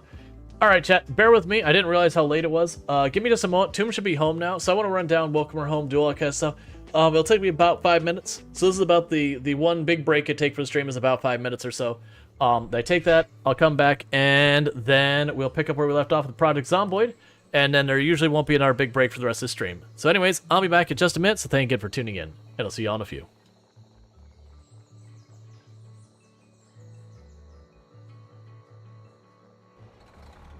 Look, I really want to make this work, but you're gonna have to cooperate with me a little bit.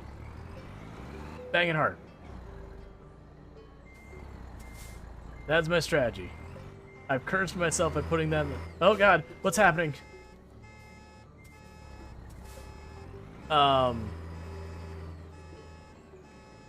Yeah, that's,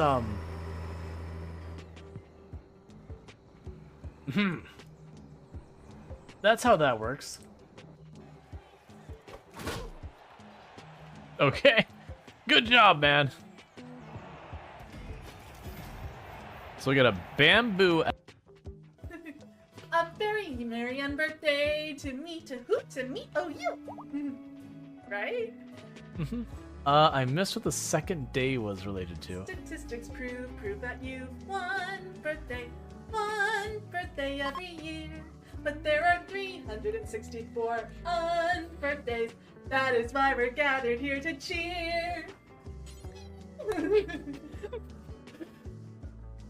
Love. Love, you sleep well.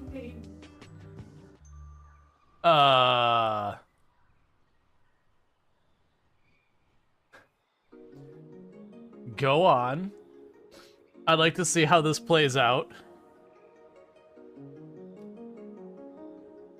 I feel like we have one major problem in this whole thing. I like this continuing to extend it, not like trying to back out and try and find a different route. Clearly the issue is I can't actually reach that spot. But you can see where it's putting the outline, where it's trying to do whatever that is.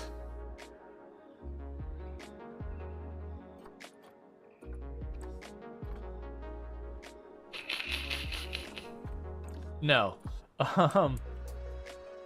What's...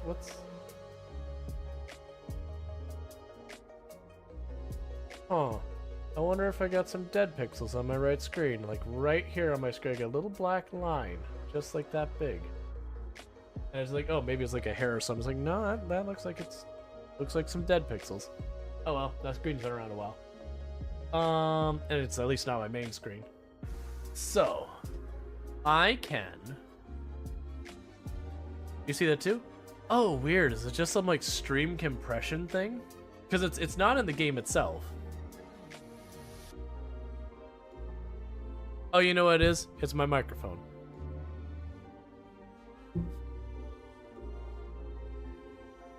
Yeah, it's just like, I didn't, like, for me, I didn't see this. It's like, wait a second, what?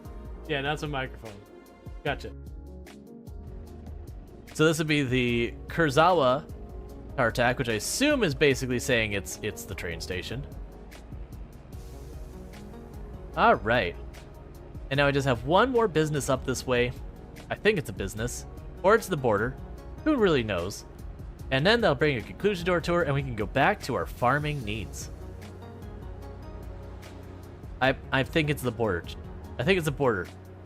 So we're gonna try and make a break for it. The wizards can't stop us. They don't know. We can make it. We can escape this world.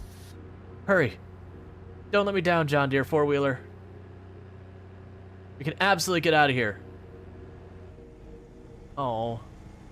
At least the wizards were enough to put a "you can't go this way" sign. Alright. Thank you for the follow. Welcome to the stream. With that, that does conclude our tour. This has been a fantastic tour. I believe this tour, once back for the demonstration, we can pretend it's closed. And what I'll do is I'll do this. I'll walk up and I'll start mashing space to bang the door a bunch, or I will yell a bunch and I'll wait out here. And the reason I'm doing that is that way I can start hearing the zombies banging around and stuff inside the house, so that I don't have to worry about some clever little zombie hiding in the closet or anything like that.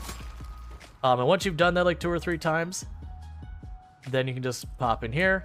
And anytime I cross the threshold, I'll try and, run just a step or two, just that way if something does grab for me, we're good.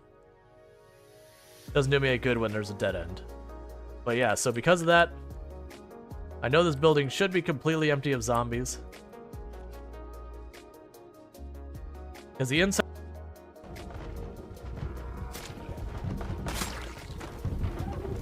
That's... Windows shall forever give me nightmares. That is the... Like, I've been to the prison before a number of times. Not at... Like, this is my first time here at 16. Oh, right. Yeah, that was, the prison. The prison is nightmares, and you walk up to those windows, you're like, that feels like nightmares and fears and terrifyingness. It's one of those things that I do miss when I was first playing Project Zomboid, and like, just the zombies in general could be scary because you constantly get yourself in trouble. You also would run into things that are like, oh man, it's a helicopter. Okay, this is such a, like, I'm so scared, and all those kind of things. And then it's just, as you play the game more and more, And it's like partly actually pattern recognition of the zombies, that you like where the zombies are, you can just figure out where you need to be positioned and all that. A lot of that, you start recognizing what is actually dangerous and actually scary versus like, oh, this is just fine. Like there's a lot of situations in Project Zomboid that when you first start playing, you're like, oh my god, that's so scary. Like, I am so screwed. And then later on, you're like, oh wait, I could just literally just walk away. I could just walk away from my problem here, go home, like reevaluate, and come back out, and everything is totally fine. As long as you don't make whatever the incorrect decision is at that moment that, you know, keeps you tied up and stuff, that it's really easy to not get yourself in trouble with that. And there's certainly things that do go wrong, like you anticipate a helicopter not being that bad, and then you turn around and just you didn't realize some zombies had migrated, and it ends up being a particularly spicy helicopter, especially early game on high pops and in dangerous areas. But even then, a lot of times you're like, okay, well here's how I address this. Alright, we need to get back because it's going to start getting properly dark soon. I mostly just wanted to hit a bunch of this stuff because on the way out here, we had passed a bunch of different groups of zombies that have clearly migrated into the area since we last cleared through here, which I couldn't tell you when that was. And all that. Okay, we did not kill it, we just knocked it over. Yeah, so we ran into a bunch of zombies out here. And these have probably been drawn out here from the many helicopters we've taken, that they got scooched around a little bit. They're probably ducked into backyards and houses and moved around a little bit. Migrations triggered, yada, yada, yada. That eventually have wandered out.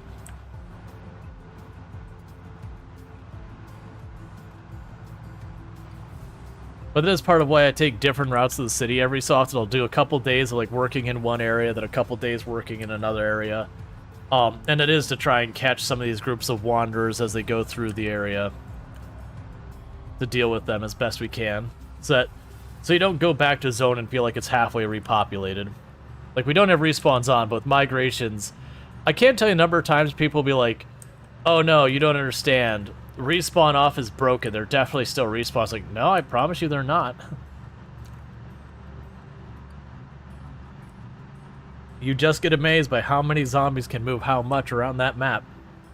Or even for that matter, in an area that you'll swear you've cleared every single zombie out of the area. And then if you go into debug or whatever, you'll be like, nope, there's still a couple hundred zombies still in that cleared area.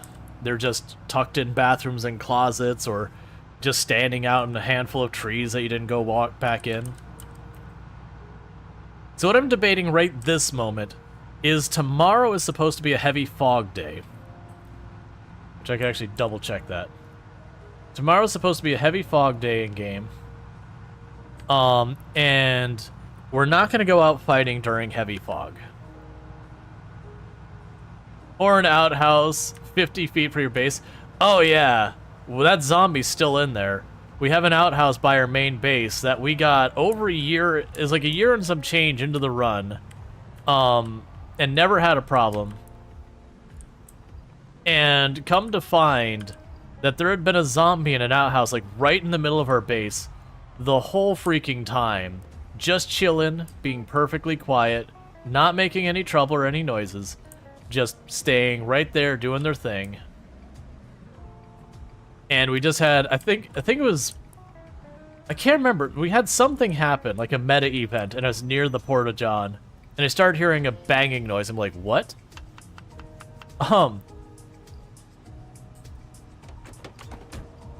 It's like, what? And it was just kind of one of those things that then we walked over like, oh, crap, there's a zombie that's been in here the whole time. All right, so turn that off.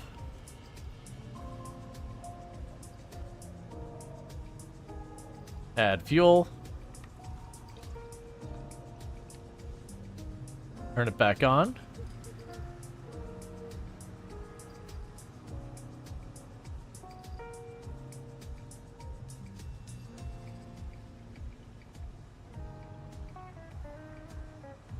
Okay.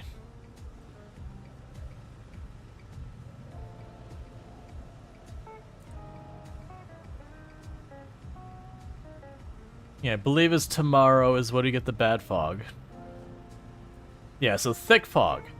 So I do not want to be out and about during thick fog. So what I'm gonna do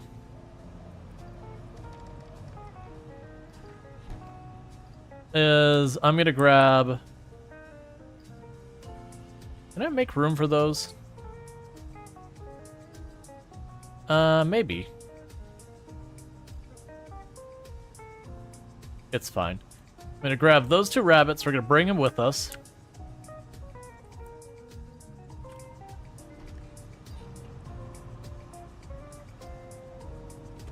And then tomorrow in game, we are going to we're gonna do a home base day.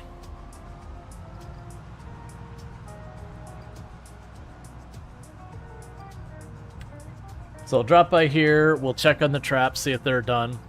We're gonna do a home base day because with a thick fog, your visibility is so terrible. It's easy for a zombie to be wearing like white or gray clothes, especially standing on like snow or road, and just have such crap visibility that you end up getting yourself in a lot of trouble.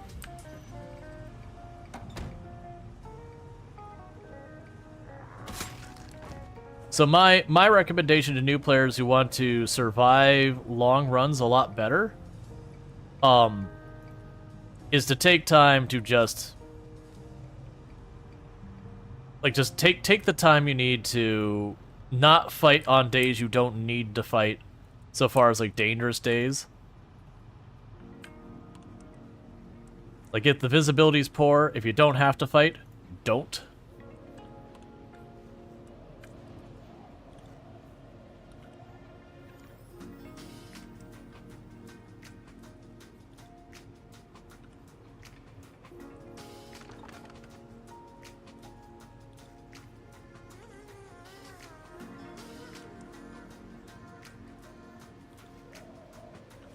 Alright. I forget how long it takes to level trapping as well. Okay, we didn't have enough bait for all of it. That's fine. Alright, so with that... Got a bunch of rabbit.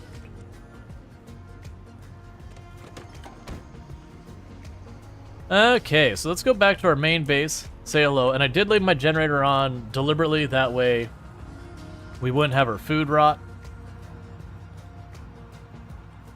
That's a-okay.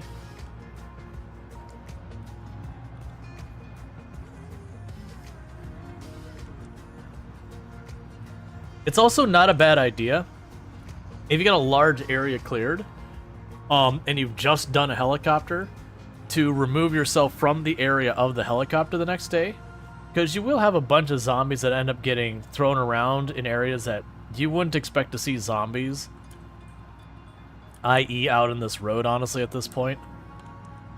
And so it's not a bad move to leave the area, let the zombies sort themselves out for a day and settle into where they're going to be, and then come back out and clear house. Now, obviously, if you had just the one base and everything, it doesn't really make sense to do that. But that's not our situation right now. So let's go ahead and eat that other cooked rabbit. Got to keep our calories up.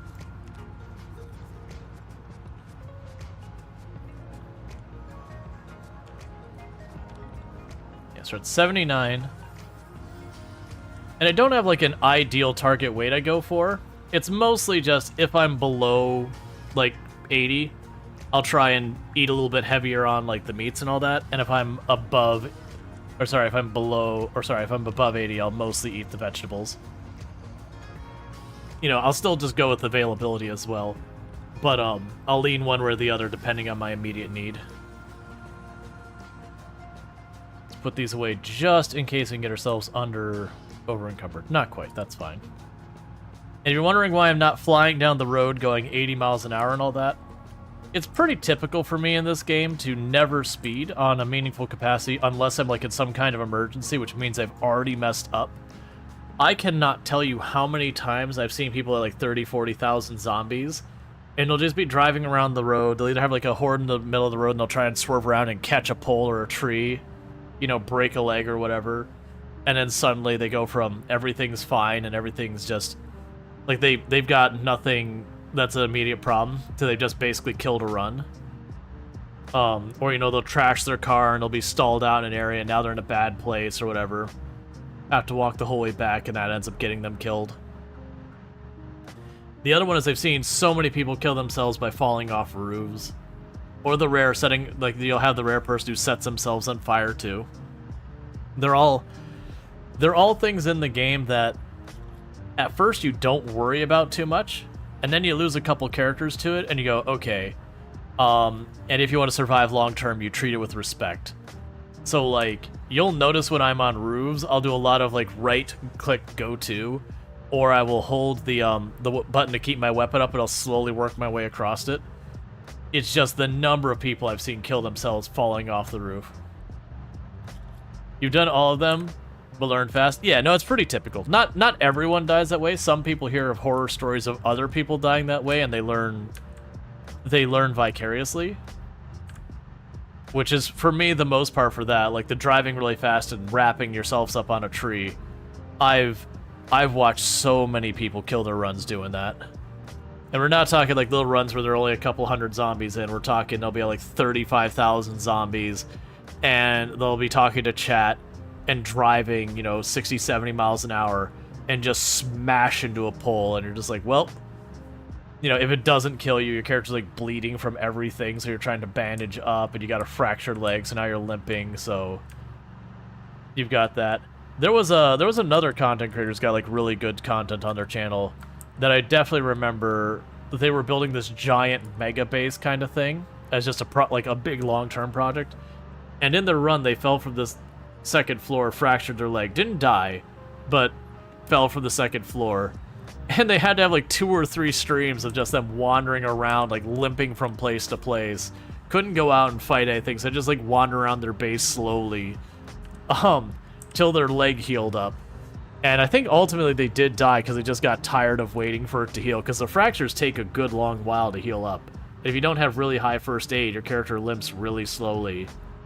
And there's nothing you can do about it but wait. And so after like almost a stream and a half of that, they're just like, alright, never mind. Like, they were like, yeah, anytime I fracture my leg, we're just pretending I died. I think I've only fractured a limb once in my entire time playing Project Zomboid. And if I remember correctly, it was on a multiplayer server. And they had built a bunch of these like over-the-top walkways. And it just had a lag spike, and I ended up actually walking off the edge of the platform, and I fractured a leg.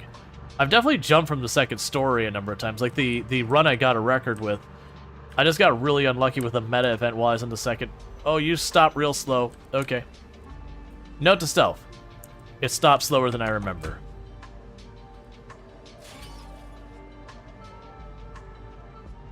And this is home.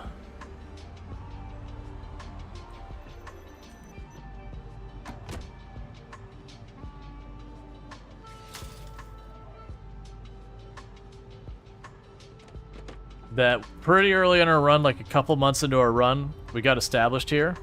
And then we got trapped here for many months after that due to a sound bug that made it so whether or not you chose pinpoint hearing, you got hearing even worse than pinpoint hearing on the zombies. So pretty much half of Louisville was my backyard.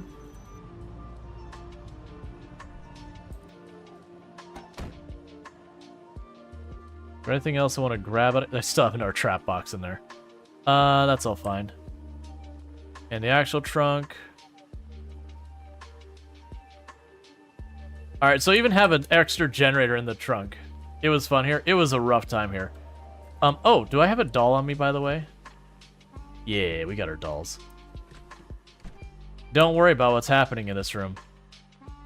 There is nothing to worry about going on in this room.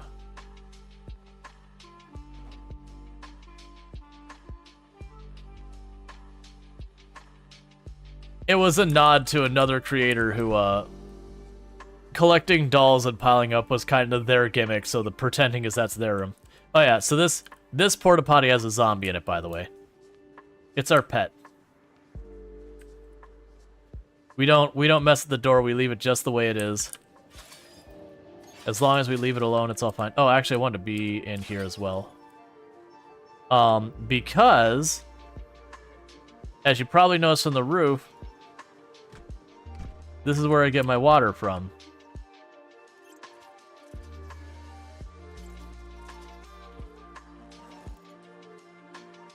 Drop you off here.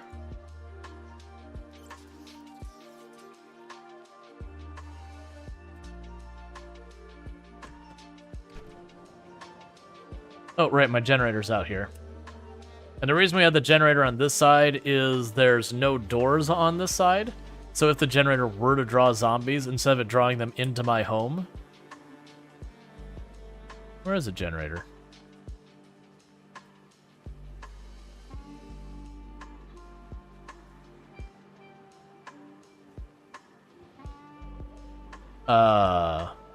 What?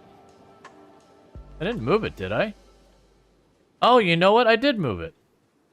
Originally, the generator was out there. That way I would draw zombies away from my doors and windows and all that, as opposed to it.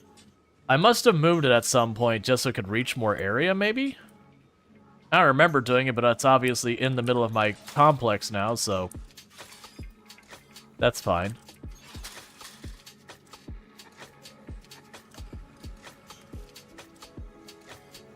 Alright.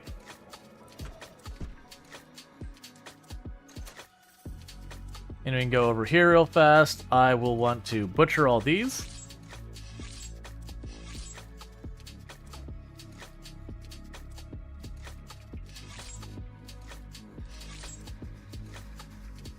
And we can cook those real fast.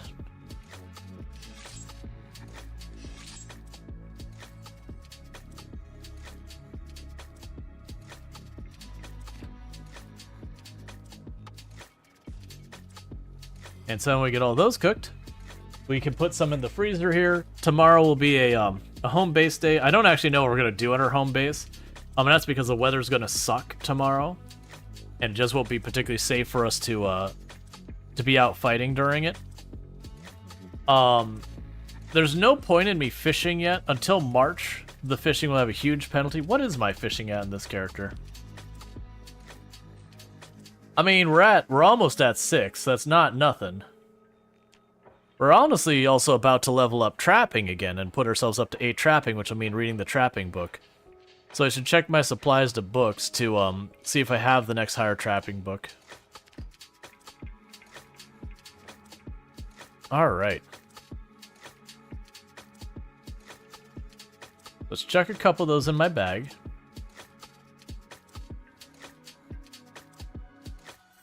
Three's more than enough. Put the rest of these in the freezer here.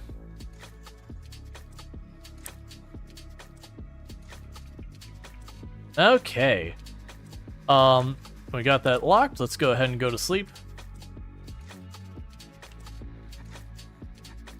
It's 10 p.m. and you're eating 3 sloppy joes, bag of chips, and a bowl of ice cream. I see nothing wrong with this. Hey, Temetry Gaming, thank you so much for the raid. I do hope you had yourself a good stream and all that. Welcome in, raiders. Let me go and get that put in my hand real fast. But how was your stream, and what were you playing, and all that good stuff? Oh, I forgot to turn off my radio the last time.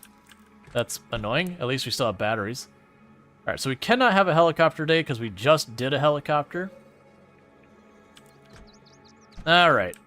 And as you can see, we actually do have our armory has gotten pretty well set up. Plays a product Zomboid, nice. Doing like, what kind of run are you doing? How's it going? All that stuff. But yeah, we're just on our nice little casual character at 172,758 zombies killed. You know, Benuel said, you seen on this? Yeah, no, it's definitely Benuel. Didn't know what he wanted to play today, so I was like, you know what? It's Benuel since Product Zomboid. We got a crap weather day, so we're here. But yeah, so you can see I've got my little arsenal that we've got here, and you're going, wait a second, how do you have so many ridiculous weapons? We've been alive for 1 year, 7 months, 17 days. So, you know, we've been alive a while. Alright, we got a bunch of all our guns and all that. Okay. So it seems like we got a severe storm coming up in 5 days, so that kind of sucks. Yeah. Katana, yep. There is 21 broken katanas and 4 intact katanas there. And we have a lot of it there because, you know, whatever. But you can see, like, I've got that storage cabinet. It's one of the reasons why you won't see me hardly looting anything is what do I need? There's nothing. We've been alive so long. There's just nothing I need anymore. Alright, so what the heck am I going to do with this in-game day? Because we're not going out hunting. The weather sucks. I don't think I could realistically catch anything fishing, really.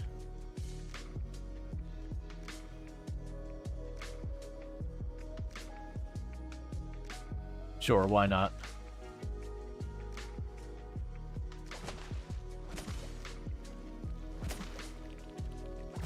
We're like at the beginning of the day, so it's like, you know what? I'll try. I'm pretty sure being below 7 and spearfishing. Yeah, we're getting nothing. That's fine. That's pretty much what I figured. During the winter, if you're gonna spearfish that, you gotta be extremely high fishing to make it worthwhile.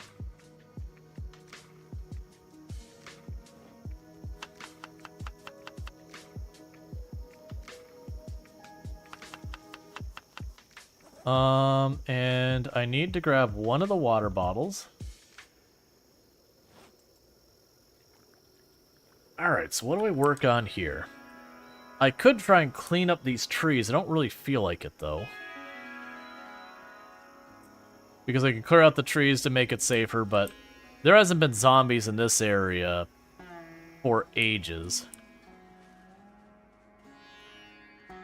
I can do a little lap around and see if the perimeter's gotten compromised in any ways, because there's a wall, there's like a gap in the wall that occasionally the zombies start figuring their way through.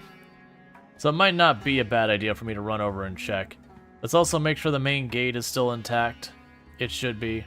Yeah, main gate is still closed. As long as I don't get too close to it, they should leave it alone. But down over here in the corner,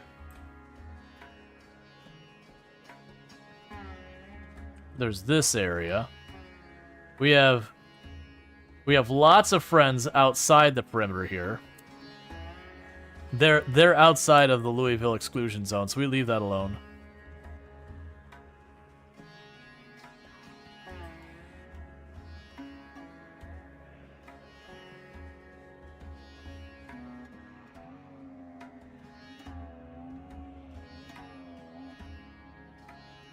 What I'm trying to do is I want to just get far enough up here I can peek at the wall without aggroing things to make sure it doesn't have a hole in it. It should be okay as long as I don't get too close from it. They shouldn't figure out how to path their way through. And I keep peering back and forth, partly because I'm scared there'll be like one that has gotten through. It's intact. Okay, we're good. Alright, so the perimeter fence is intact, so I don't need to worry about that. But yeah, so they're all over there. They can't get inside unless I open the gate, or I get close enough to that wall that they start banging on, knocking it down. This is an area that's always been absolutely hellish. But they're outside of the exclusion zone. We've never been out there. This entire run, all 172,000 kills, have all occurred inside the Louisville exclusion zone. We've already looted this whole place. For everything I care about, at least. I mean, I could craft a bunch of spears today. That wouldn't be the worst thing to do. If I crafted a bunch of spears this in-game day, I could eat up a lot of time pretty fast. Get ourselves another, like, arsenal worth of spears ready. And honestly, that wouldn't be the worst use of our time. So let's go ahead and do that. Let's put away the spear that's on our back. Yeah, put away the spears they've got.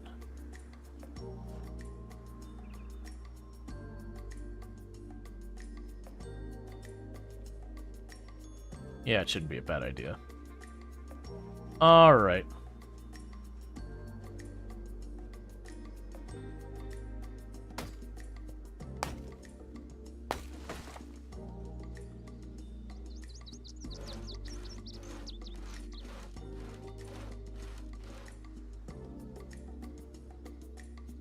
And create spears.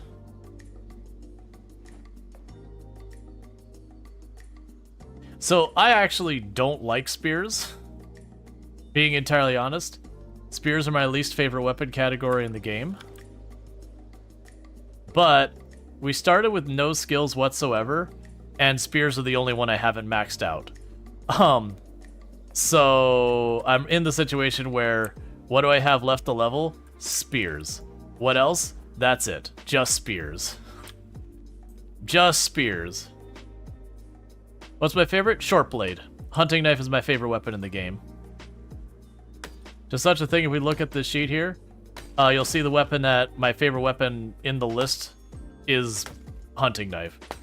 Because I can pull 200 zombies after I get a couple points in short blades and fitness, and I can fight the entire day from dusk till, or the dawn till dusk, and not need to take a break. Versus spears, the thing I actually don't like about is the inventory management of needing to carry around like 8 or 9 spears on you. And even then, you might not be able to get all your spears through the whole day. I probably go through when I'm hunting 5-6 spears in a day with 10 maintenance. And it's just not my favorite. Is our carpentry maxed out? No. Oh, but we could read the carpentry book. I do see that that's ready. Yeah, let's go saw these up, see if I have that carpentry book handy. I haven't been super worried about the carpentry book, but that's fine.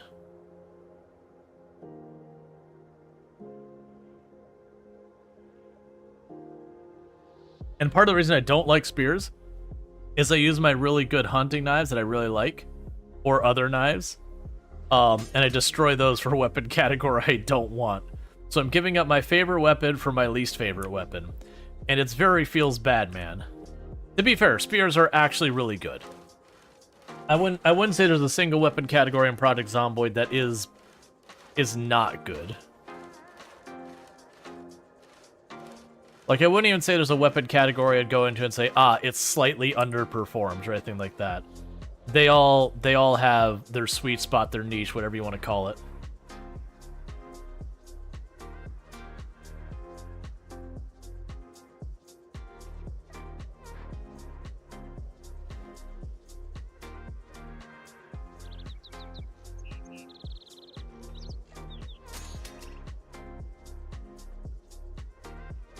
You admit you're a spear fanboy? They're good at high level? Oh yeah, no, spears for raw damage output are the best. Like that I fully acknowledge, accept, and, agree. They are the best. If you're talking, you just want to put as much damage in that direction as possible, spears are what you want. Their big drawbacks is their durability is like wet paper mache. Like even at 10 maintenance, 9 spears, they break so fast. Alright, so let's drop off the 19 spears, which means I'm constantly making more spears. Like, where I'm going to have about 55 spears here, that's about 5, 6, 7 days worth of spears.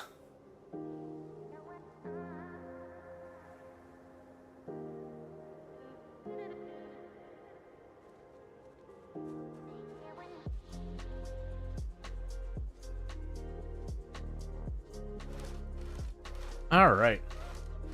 So I'll check in... I don't even remember where my books are in this place. I'll check to see if I have the carpentry book in here. Because that would definitely be a good use of a bad weather day. Is it just, oh, I need to read a book? Get book, fast forward time. Yeah, every weapon has its time if you level it. Yeah, no, that's the thing. If you level any weapon will perform. Once you get to around, like, 7, 8 in pretty much any weapon category, you're going to be able to knock down hordes of zombies without much problem. And that's weapon category. There are individual weapons that are really bad, but I mean, that's like, yeah, a butter knife Even at 10 short blade, a butter knife is still terrible.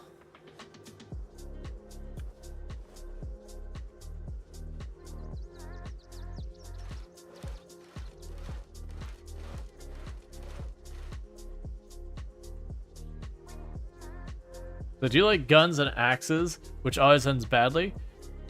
Axes are strong, they're just really bad on endurance efficiency. The guns, my big issue with the guns is outside of running mods or whatever, it's really hard to sustain ammo. So to me, guns are kind of in the same area as like long blade weapons. They're extremely powerful. They can be extremely good, but it's one of those things that you really can't use on a sustained level. You're gonna run out of ammo. Barring like really low zombie populations or whatever. Alright, so we basically filled up what I can handle here. So put that in our back, do this here. Grab a couple spears to put in our inventory, or singular spear, drop the axe back in there. There's no zombie bodies around here anywhere that I saw. Let's run back to the door, see if we can get like one zombie maybe hurt us. Because I'd like to drop off my 4 broken hunting knives. And then we'll do an inventory of how many hunting knives I got on my person and restock. Because usually when I roll through, I end up picking up like one zombie around here somewhere.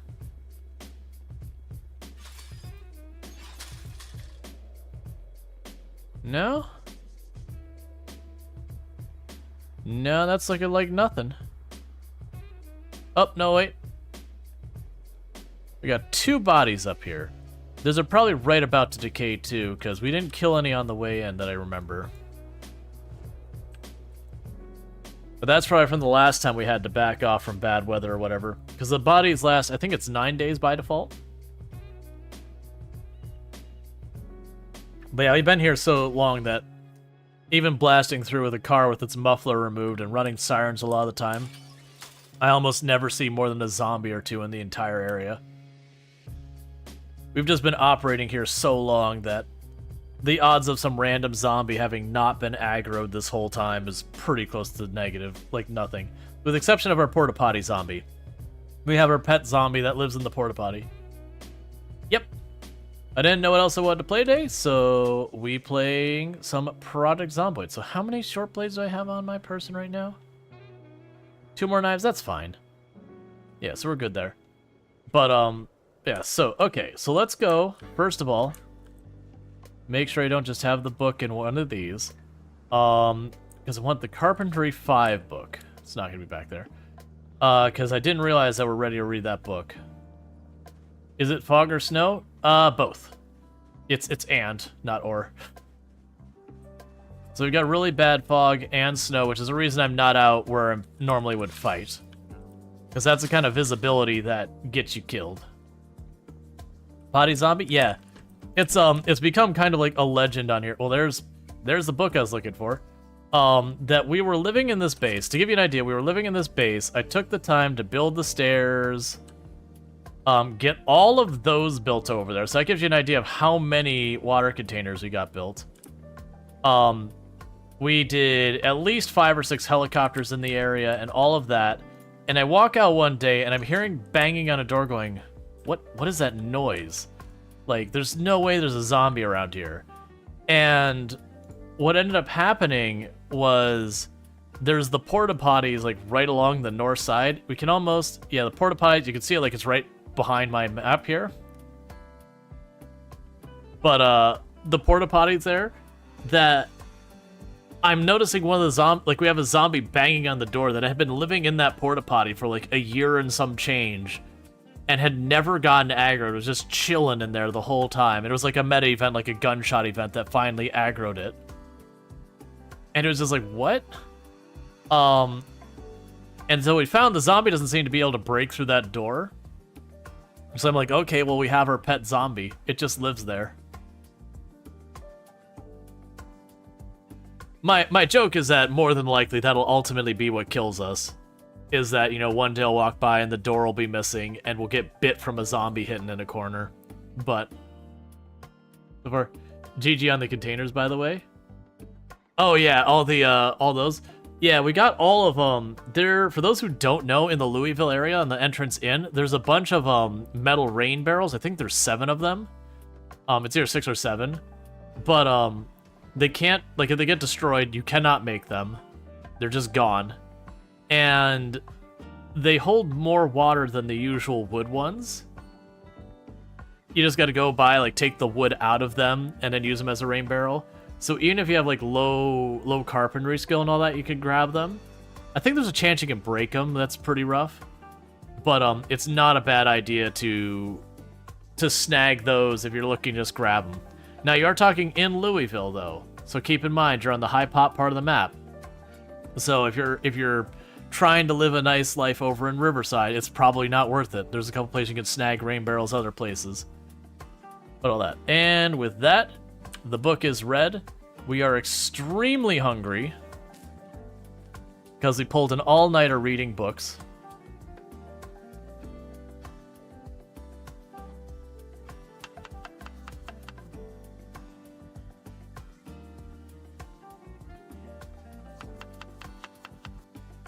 Because I figure we'll just knock that out. We'll have our character go to sleep. We probably won't fully recover our fatigue and all that, but that's fine.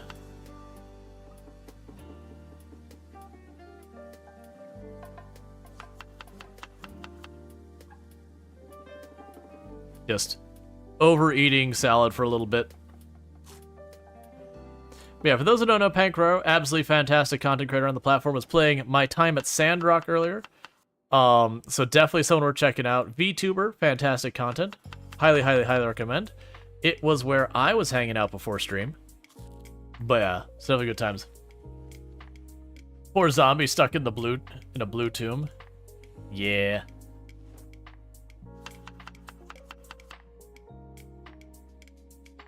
Alright. And part of the reason I'm eating this way where we're making them the salad is mostly, like, you do get a little bit more efficiency out of your stuff and all that.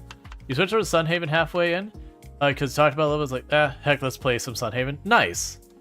Are you on the beta branch, or are you on the stable branch? Because I know the beta branch has a lot of the stuff coming in the major update. I think it was missing some. Stable? Gotcha.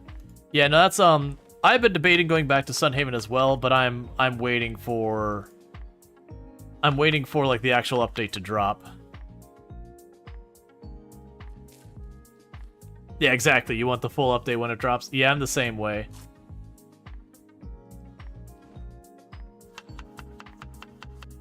Let me in when you do. Oh, like co-op? I haven't messed with co-op on Sunhaven. I wonder how that works. It's always one of those things with, you know, like those style of games that some of them, they're very strict about, you've got to make sure, you know, everyone's ready to go to bed in time and all that. And then some of them are super duper lax where it's like, nah, just do what you want. Okay, so we've locked our door and all that, so let's go ahead and we'll go to sleep. I don't imagine we're going to get a whole lot of resting done in the 2 hours. Can I go right back to bed? No. It's fine, we'll deal with that in a minute. So we're done with this book forever, so this book can go live in the trash can now where it belongs. Is there anything I care about in here? Nope. There we go. Started by having an overworld surviving crash flash sale. I thought that starts in a couple of days. So because we pulled an all-nighter, the issue is we're not very well rested.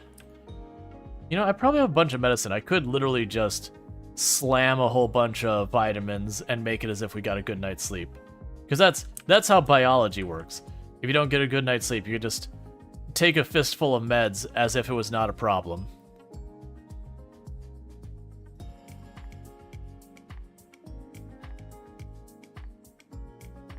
Because then we can get back to it.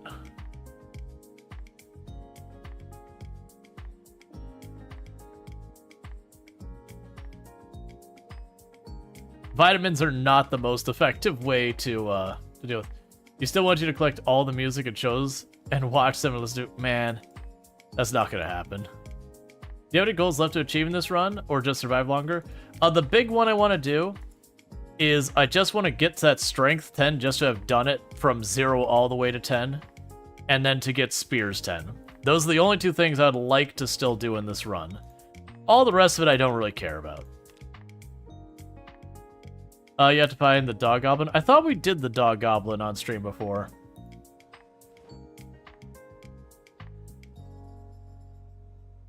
Hey, Splendid, how's it going?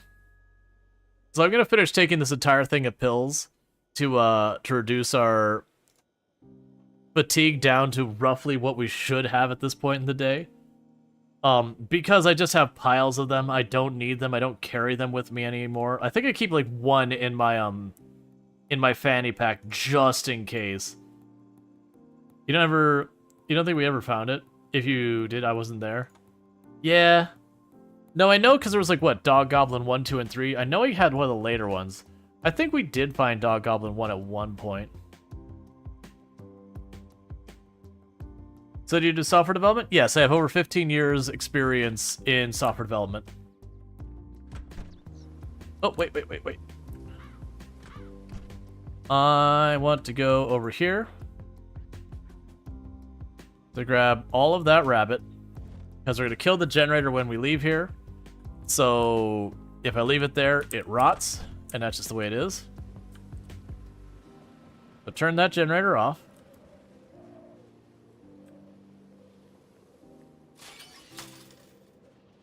Let's see. So you have no idea why they don't hand out codes to streamers for these games? They do for a lot of these games. Like there's different ways to request for different games.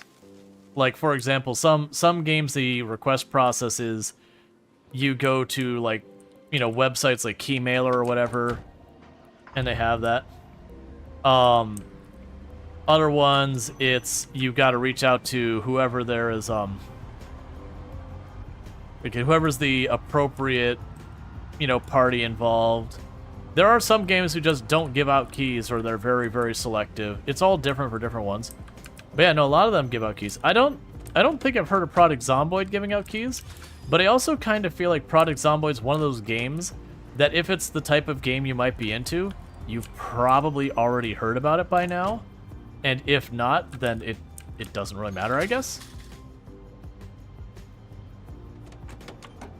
Let's see, Penguin says, so instead of you're up to the point of confronting Dynas and appearing with him with 10,000 item offering, you don't know if you have the patience for the offerings, so I might try and fight him. I did both.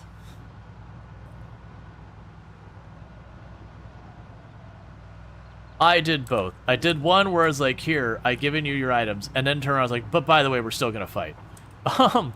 Because I want. See, for you to hand out for a discount and give you a piece? I mean, for you to hand out... Oh, so there are games that do that. A lot of indie games do that. That they'll say, hey, we'd love you to play your game on the channel. We'll give you 2, 3, 4 keys to give out to your community and all that. I suddenly remembered I have keys for American Truck Simulators, I believe Oklahoma update, or one of the updates. I need to give out at some point. I don't need to, like, they gave a key that I can give out, but I was waiting till I played American Truck Sim again to give them out, and then I forgot the last time. Because it's one of those ones I feel like I want to do on the Discord. One, to drag people to Discord, just being open about it. And then two, because if I do it on stream, it only goes to the people on the channel at that very moment. And kind of one of those things that feels like a bummer if I give out the keys at the beginning of the day, and then, you know, have all the people who tune in later just never get a chance, and vice versa. So I figured Discord's the way to kind of give the widest range of people the option, where the only thing preventing people from being there is if they choose not to sign up for the Discord. Let's see, any way to make mods for games so stuff doesn't strobe? Any way to make mods for games so stuff doesn't strobe? I mean, yeah, like, depending on the game and all that, you could change stuff with the lighting. probably not a practical way to deal with strobing lights. Like, that's probably one that you want to shoot a message to the game devs being like, hey man, just so you know, like, this effect in your game, like, really messes with my eyes. Like, I'd really appreciate the option to turn it off. Like, we have, in my, stream team, we have two of the other members really push to try and help devs do better about making better choices so far as consideration with motion sickness. Like, a whole bunch of us build awareness for it, but there's two that they literally have, like, a curated list and everything on Steam. They're like, hey, like, here's games good for this, here's games not good for this kind of thing. You know, when they review the games with specific consideration to, if you're someone who has motion sickness, is this game going to be a problem for you? Or will this game likely be a problem for you? Not is it going to be a problem for you? Because different things mess with different people. Alright. Yeah, so I took the day off hunting yesterday just because we had to deal with all that fog. Alright, I would like to deal with those three up there, because this is an area that should be pretty much absolutely clear. And don't get me wrong, we get stragglers in here all the time. Just from all over the map well, not all over the map. All over Louisville, that, you know, they were in some house, some park, some wherever. But the point is, anytime we see a zombie in an area that we've decided, like, that's fairly clear, we're just going to keep killing it, keep knocking down those numbers. Eventually, you stop seeing them. Like where we have that checkpoint, where it was, you know, mentioning that when I drive back and forth, I usually only see, like, 1, maybe 2 zombies in the entire area. That's because of the whole thing where every time I'd roll through, I'd see a horde or two, and I'd knock it down. Until then, I was only seeing, like, 4 or 5 zombies, and knock them down, and now only on occasion will I see a singular zombie. And it's just the rate you end up seeing zombies in those areas keeps going down as there's less and less zombies in the wider area to end up over there.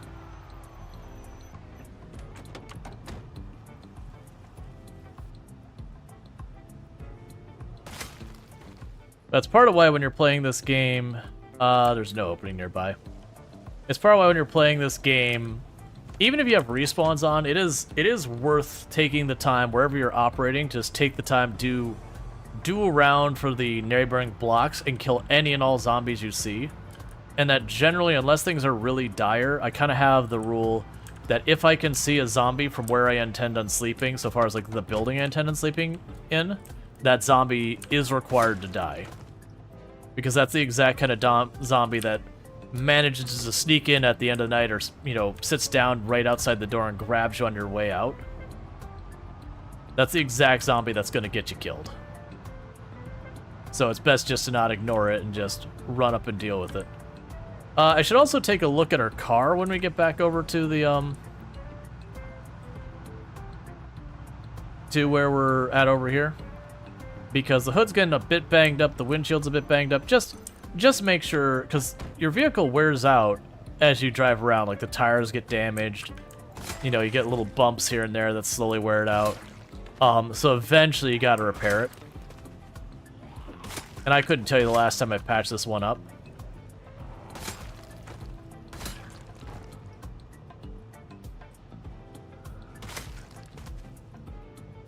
Just check. Okay, so there's no more zombies that. We just got some other stragglers over here. And a lot of this will also be zombies that, as the helicopter's flying around, it probably drew some zombies that were, like, deep in the woods. You know, drug them out to the roads. Just slowly moved them around. Or zombies that just been chilling in the trees for a while. Hi. An attempt was made. But yeah, so it's good to just clean house. Alright.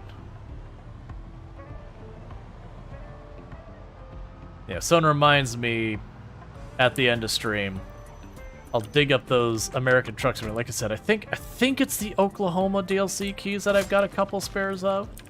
I'll have to look. I'm going by memory here, so, you know, grain of salt and all that. Because from time to time, the devs will give you keys to give away. That's actually one of the things I appreciate about Dare Drop is a lot of times at Dare Drops, they were giving out keys. Lately, Dare Drops are kind of a mixed bag, though. Like, for a while, it was just okay, and then suddenly it had, like, a little while it was really good. And now it's not been so great. Just what they're offering. I think they're just having difficulty getting publishers to sign on with them, kind of thing, and they're just trying to ride it out so they get more people to work with them. Because I know with like Farm Sim, I really enjoyed the Dare Drops with Farm Sim and those, because they gave us a ton of keys to give out and everything. Which that's just how Dare Drop works. They'll be like, okay, harvest parsnips to show off because the new DLC has parsnips. And then you harvest the parsnips, you get a clip for Dare Drop, and they go, cool, here's a key for the DLC for your community. And you can do some like 7, 8, or 9 of those types of things. And then so suddenly you have like 2 or 3 of the full game, 2 or 3 of like the full game keys to give out. What's the worst that could happen? A couple keys for like the latest DLC, a couple keys for like the base game, and a whole bunch of stuff like that. Time to hydrate? Yep, I can do that here in just a moment. Hello there.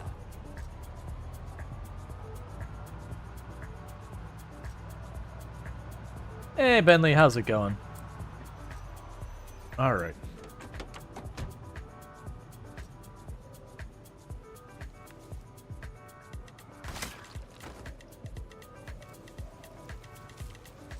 I'm doing pretty good.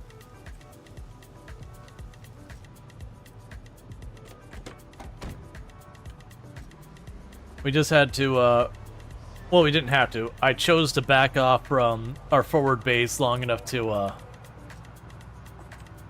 rest up real quick for a day just because we had some really bad weather in the game, so I didn't want to be out and about dealing with thick fog on snow. I am very excited for winter to be over, because winter takes a while to get through in this game. Alright, and I believe this intersection here is where we've got our traps. Benny says, I think people were selling keys to third party selling place. The devs stopped getting keys. I mean, I'm sure that does happen more than no times, but that's always been a problem with any place you get keys from. The issue is some of them it's easy to like suss out the people who are just reselling the keys, and then there's other ones that there's just not really a good way of addressing it. Oh man, almost every one of these has a rabbit in it.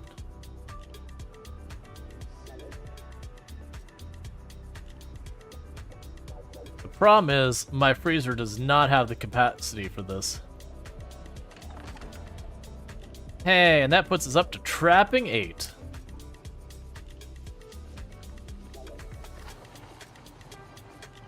Alright, so we're super overburned, but I don't have the spare space in my truck for this. So let's go to the gas station up here. And I might shuffle around some of the veggies and all that, and just accept that they're gonna rot, so that I can keep the meat here. Because very genuinely, we're getting to be just about the time of year that, not the time of year. We're just about to get to the end of winter, at which point then I could just start fishing or whatever.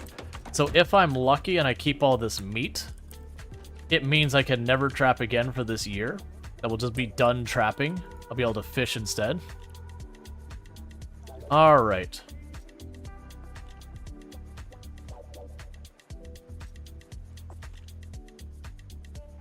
Yeah, so let's grab the frozen broccoli out of here real fast. We'll chuck the other rabbits in there, and they'll just put as much broccoli as we can in, and we'll just deal with it. Yeah, no, it wouldn't surprise me at that. I don't imagine that's a big enough a problem.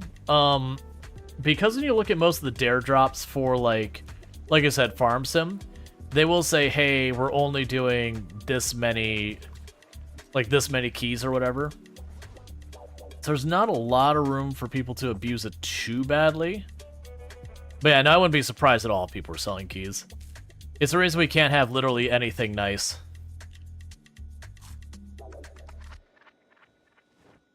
Because there's always someone who does that. But no, there's been other, because so you have places that won't do the Okay. Drop some broccoli in there. Okay, because you'll have places who give out keys, and there won't be like dare drop stuff, but they will be giving out keys otherwise. Alright, so let's take a 2-second peek to see how our truck is doing.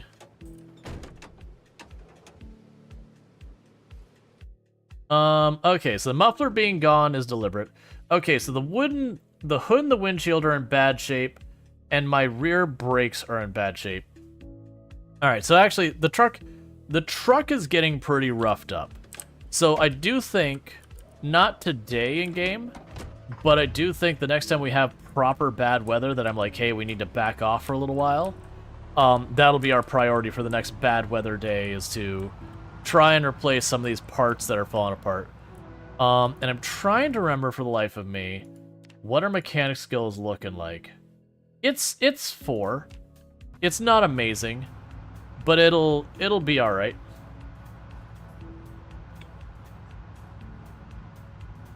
But yeah, usually if you're someone who resells keys, because for like example, like Dare Drop and the Keymailer and all that, a lot of those are say, okay, to get this key you need to have a CCV of 50. So you have to be averaging 50 viewers or higher for them to give you a key. Or they'll state that, and sometimes they'll still give you a key even if you're below that. But you get the idea, that there's a qualification you need. And if you're caught that, because they give you a key and they know what key they gave you, if they find your key being resold, like once is probably not a big deal, because you know you might give your key out and it just happens.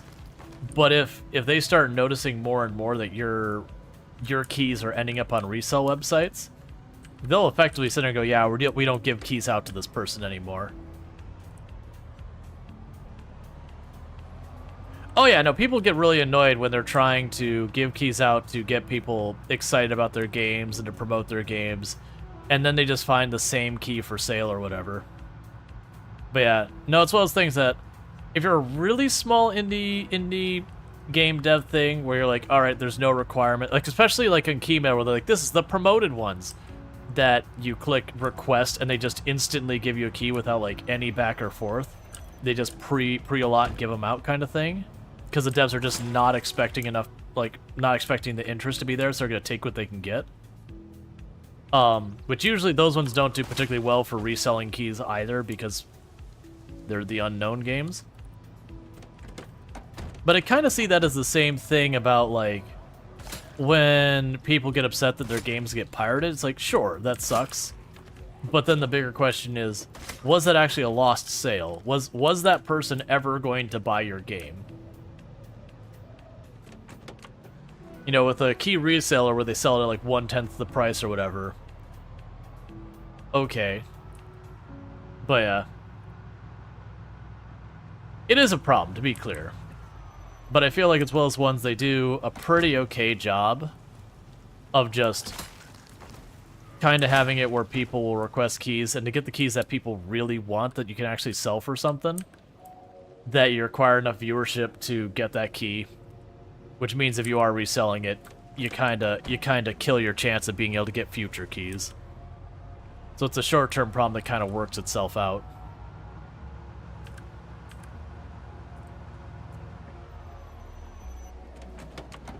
All right.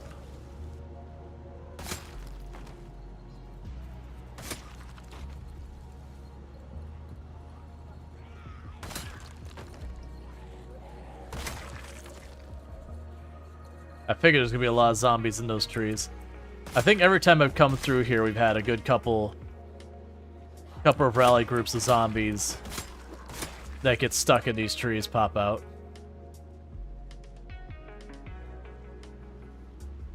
Are you willing to give tips to new product Zomboid players? Sure. The first thing I'll recommend more than anything else in the game is slow down in every imaginable meaning of it. When you watch people like me who have got not only a lot of time in the game, but this character, even though they started out as bad as a character can get so far as their base stats, this character is actually like super jacked now because of taking the time to level them up. It doesn't represent the way the game will normally be for you playing. Take your time, pull in very small groups, feel it out. There's almost nothing you need to rush. Even when your character is like starting to actually get like properly hungry, you still have a long time before you're gonna starve to death. Like even dehydration, you can actually go a pretty significant amount of time before you'll dehydrate. You don't need to run to that house surrounded by zombies and try and snag a quick sneaky sip out of the sink. Just take your time, back off, find someplace else to get it that's safer. If you know for a fact you don't have another place to get it, come up with strategies to make it so you can actually get in there more safely, and just take your time about it. Or even like driving. You'll have people go flying down the highway in the game at like 70, 80 miles per hour because they're impatient. They'll wrap their car up on a tree, and they'll take a perfectly good run and just torch it because of impatience. Project Zomboid is not a fast arcadey game. It is a slow and methodical game that if you take your time, you think through your approach, once you get past that phase of learning the basic controls and timing, you can live for effectively ever. You basically will live until you just do something that you know you shouldn't do, or don't pay close attention, or whatever. Like you won't die from a straight up fight. You'll die because some mistake you made. But I also have like a new player guide thing that we do. So let me clear out a couple of these zombies, so I'm dealing with just one here. Hey now. You said it's going to hit the other one game. Alright. Yeah, we got a bunch of zombies wandering. Once I get down to one zombie, I'll show you a couple things real fast. I just don't want to be dealing with a bunch when it goes on. On where you're seeing me use spears, there is a lot of people who love spears because there's a lot of people who swear up and down that spears are like the meta weapon, and it is a very strong weapon. I wouldn't argue there is a meta. So the first thing I'd recommend for a new player that you're playing Project Zomboid, oh come on, quit giving me more zombies. Here, I'm gonna pause.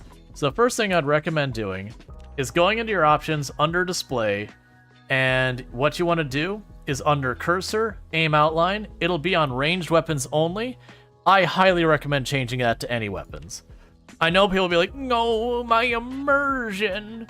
But very genuinely, from like an accessibility standpoint, it'll let you know when zombies are and are not in range when you're first learning, because, well, most of the weapons you get a pretty good feel for it. Some of them, what you'd expect to be in range is not quite what you'd expect. And then there's also times, especially when zombies are on the ground getting up, it'll show you what zombie you're targeting.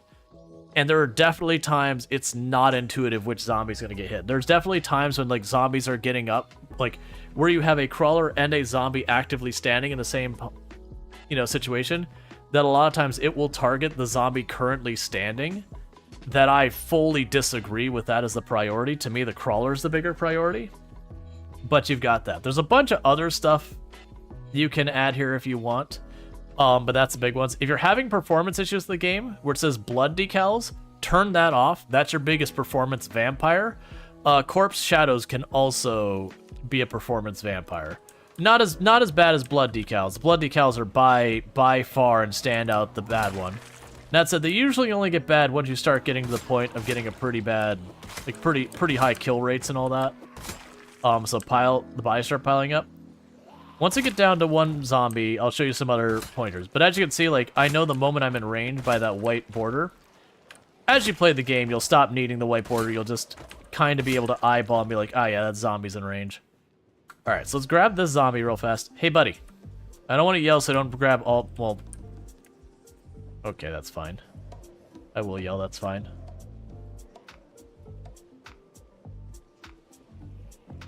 Because I want to get down to one zombie because I'll show you some more tricks. But yeah.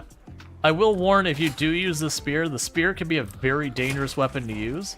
It has what's known as an execution animation, which is an instant kill. The catch is, when you're doing it, it locks you in place. You cannot move. And it is possible to use it in a situation where you physically cannot get away from another zombie because you're locked in place. There's entire strategies to avoid that problem that are very reliable. Same with Short Blade. Yes, but no. Short Blade will never trigger the execution animation if there is more than one zombie aggroed on you. So the only way you get yourself in trouble with the execution animation on a Short Blade is if you're like right up against a corner or something, or a tree or whatever, where you have a zombie that is not technically aggroed, but is close enough to get you. And my argument would be on that regard, that zombie was going to kill you anyways, because you were fighting another zombie right on there that even if you didn't have an execution animation, most likely is going to grab you before you could react. There's another zombie there I think may have seen us. Versus the spear does not have that constraint. You can have 100 zombies aggroed on you and it still will. Okay, so another pro tip is when you're dealing with zombies, you can literally shove a zombie over if the zombie's on the ground. As long as it's not crawling, you can just stand on it. And that zombie cannot hurt you. Alright, I see that you aggroed. Like, you'll just pin it to the ground. That's also true of when another zombie... Like, when another zombie is standing on as well. So literally I could stand here and go, alright, I would like a salad, please. So while we got the zombie down here making this noise, make yourself a salad, do all that stuff. You get the idea. And then when you get off of them, they get back up. Alright, so we got another zombie approaching from down there. And then, like, the last thing I'll also recommend people do is, one, be careful how much you jog. Think of your endurance as how many zombies you can kill before you're out of juice to fight more zombies. In a pinch, don't be afraid to just run right through a zombie. You'll notice... I wanted to get farther away from the tree so I don't catch a tree. If you're ever cornered, you can run right through a zombie, and you'll just kind of elbow it out of the way. The only danger you run into is if you bump into more than one zombie. When you bump the first one, your character kind of goes off balance. And so you'll kind of lock where you keep running in that direction for like 2-3 steps or whatever. That you're kind of committed, you can't really adjust your trajectory, as it were. But if you bump a second zombie while you're off balance, you have a very high risk of tripping. And if you trip and fall on the ground, it takes you a couple seconds to get back up. Obviously, if you do that into a group of zombies, you'll absolutely die.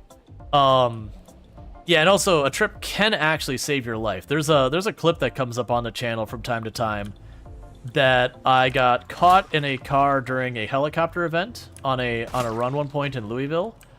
Or as well as things that the zombies were just swarming me, and I was trying to bully my way through, and I had a tire blow, you know, and that just made it so I couldn't drive anymore. Like, I couldn't get to the zombies. So it was the classic, oh, you know, I've converted this car into a tomb because the car is making a lot of noise. It's not moving very much. The zombies have already swarmed it. And the moment I heard the glass break, I climbed out holding the run key off to the side. And we actually did the bump, went off balance, hit the next zombie, and tripped. And we actually tripped clear of the entire horde. So I was able to get up and run away without an injury, despite being completely surrounded by zombies, like 3-4 layers deep. Which was definitely one of those moments like, yep. It's like, do I deserve to be alive? Probably not. Are we alive? Yes, we are. Another fun trick is when you go to sleep, if you ever hear a zombie walk into the room where you're sleeping, there's the big hourglass on your screen. You can control your character as soon as that little timer disappears, even when the screen is still black. So, when you hear that situation, choose a direction you think is the most likely to be safe. Hold shift in that direction, and you can get away with a lot of times where you're getting grabbed right as you wake up. We have a couple clips of that kind of thing where I was doing a particular challenge where, you know, I was just out in a tent in the middle of nowhere. We heard the zombie wander up while we were sleeping. It's just like, all right. I don't think in my entire time playing Project Zomboid I have died from waking up to a zombie in the room with me, even though I have had many occasions where I've woken up with a zombie in the room with me. That just from elbowing my way to safety.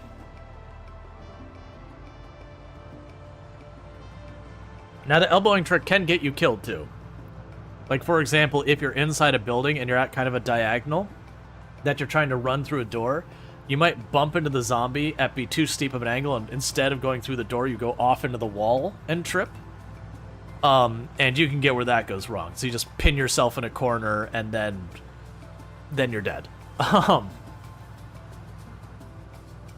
yeah, another thing is to be aware, you don't actually need much to survive. You do not need the generator magazine. You do not need a generator. You do not need, like, 90% of things. The only things I'd say you probably need for long-term survival, like really long-term survival, is something to boil water in and a way of making fire. Like, whether that's a grill or whatever. That's pretty much all you need to survive long-term. Everything else is a luxury. Because you get those two things, you can fish, you can forage, you're good. Even if you set your loot to literally no loot, if you can get your hand in like a saw and a cooking pot, you can live forever. Like, and I mean live forever fairly easily. You can go through and mess with other settings that make it a little bit harder, like take the nature abundance down to its minimum and all that. I found that doesn't, for me at least, make it that much particularly harder, so much as it just means I kind of have to grind foraging in that much harder.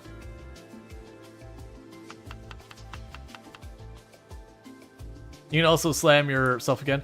Oh yeah, so here's something I actually didn't know was a thing in the game for the longest time. I only learned about it like 4 or 5 months ago or whatever. Is that if I just run at a wall, there is actually a thing where you bounce off a wall. I don't think you can get hurt doing it. Just the danger is like if you catch a wall like that and there's a zombie near there, you're in trouble. There's also run and then sprint. Unless you're doing sprinters or something has gone super wrong, there's basically no reason to ever sprint in normal Project Zomboid. If you turn on sprinters, that's a different story.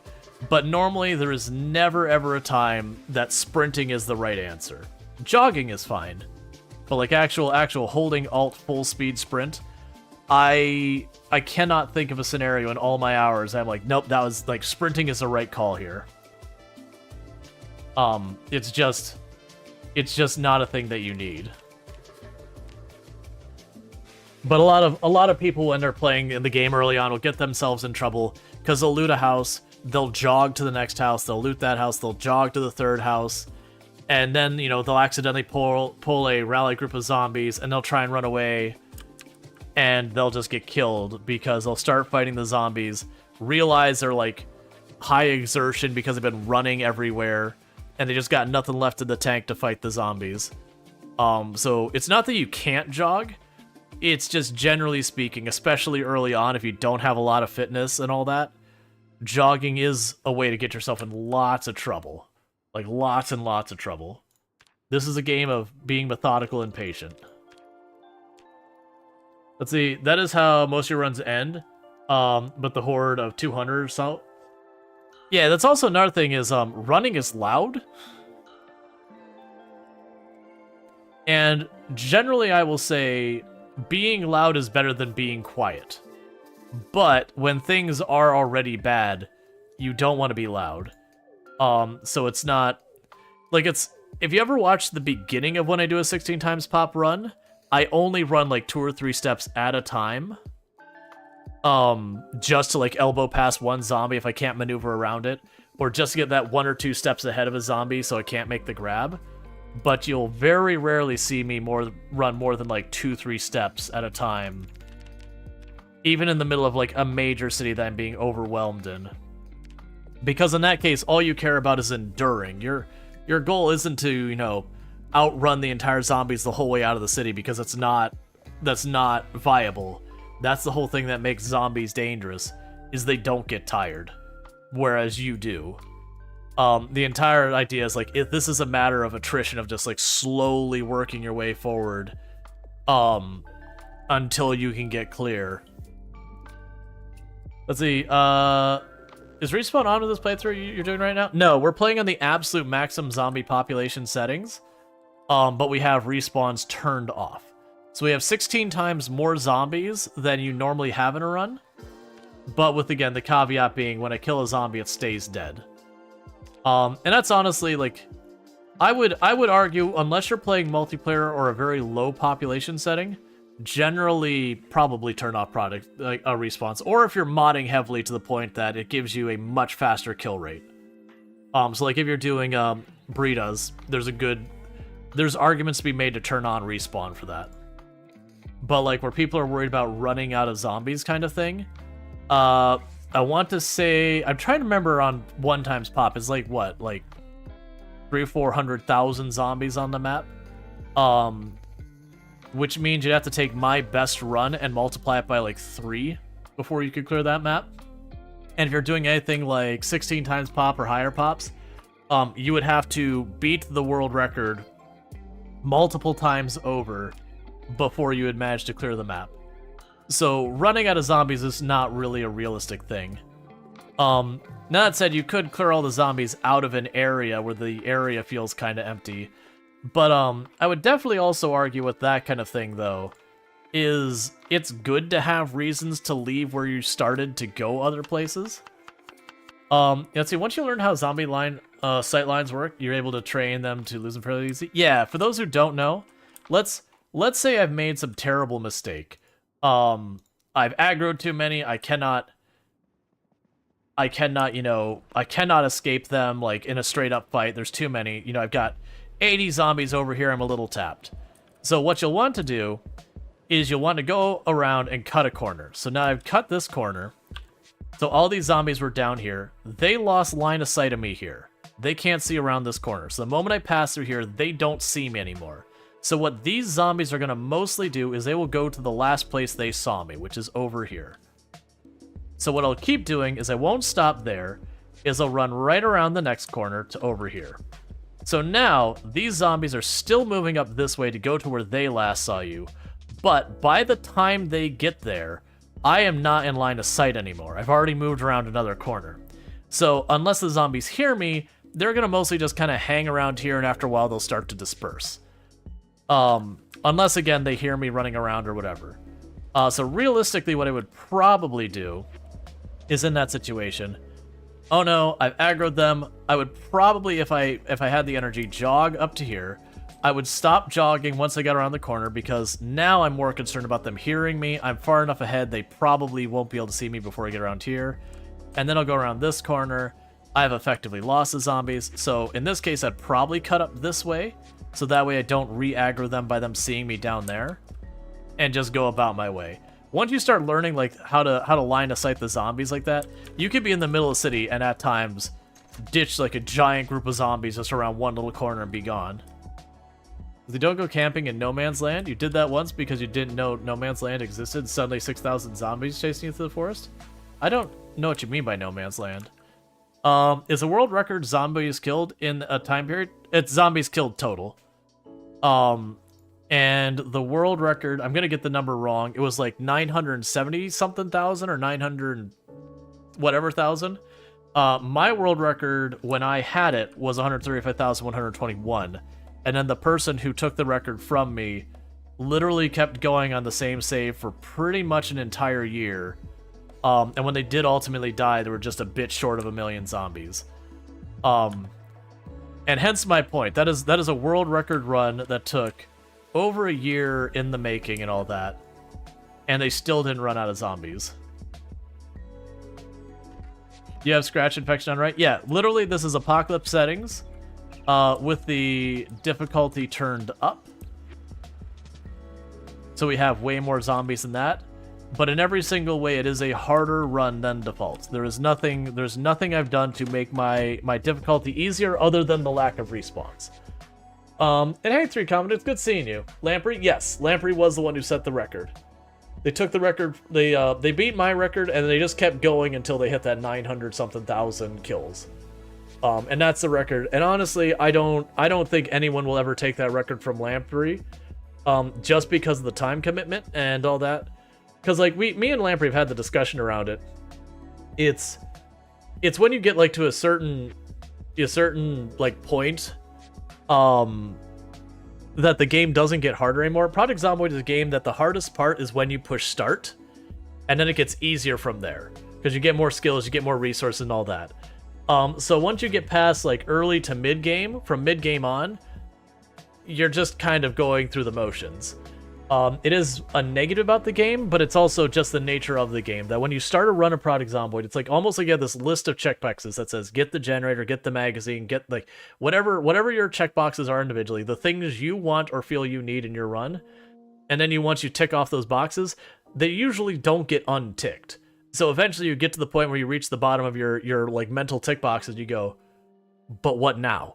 And that's where you go, well, I'm gonna collect all the plushies, or I'm just going to get a bunch of fancy cars, or whatever. You have to come up with new things to put on your checklist. But by its nature, every time you tick off a box, there's that much less left to do. So you do have to have someone who's motivated to do that. That's one of the reasons why a lot of people say there is literally no end game, and I wouldn't disagree.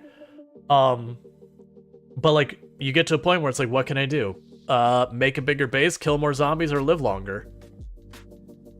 And I honestly don't think Build 42 is going to really change that, because I've gone on to make the statement, if we did ever get to the point in Project Zomboid where you have your checklist and stuff happens to take stuff back off your checklist, it'll make the progression of the game feel bad, because you'll get over that hurdle and you'll be like, yeah, I got over the hurdle, and then the next day it's like, I'm joking, you didn't actually get over that hurdle, we took that hurdle back, and you'll be like, why did I bother?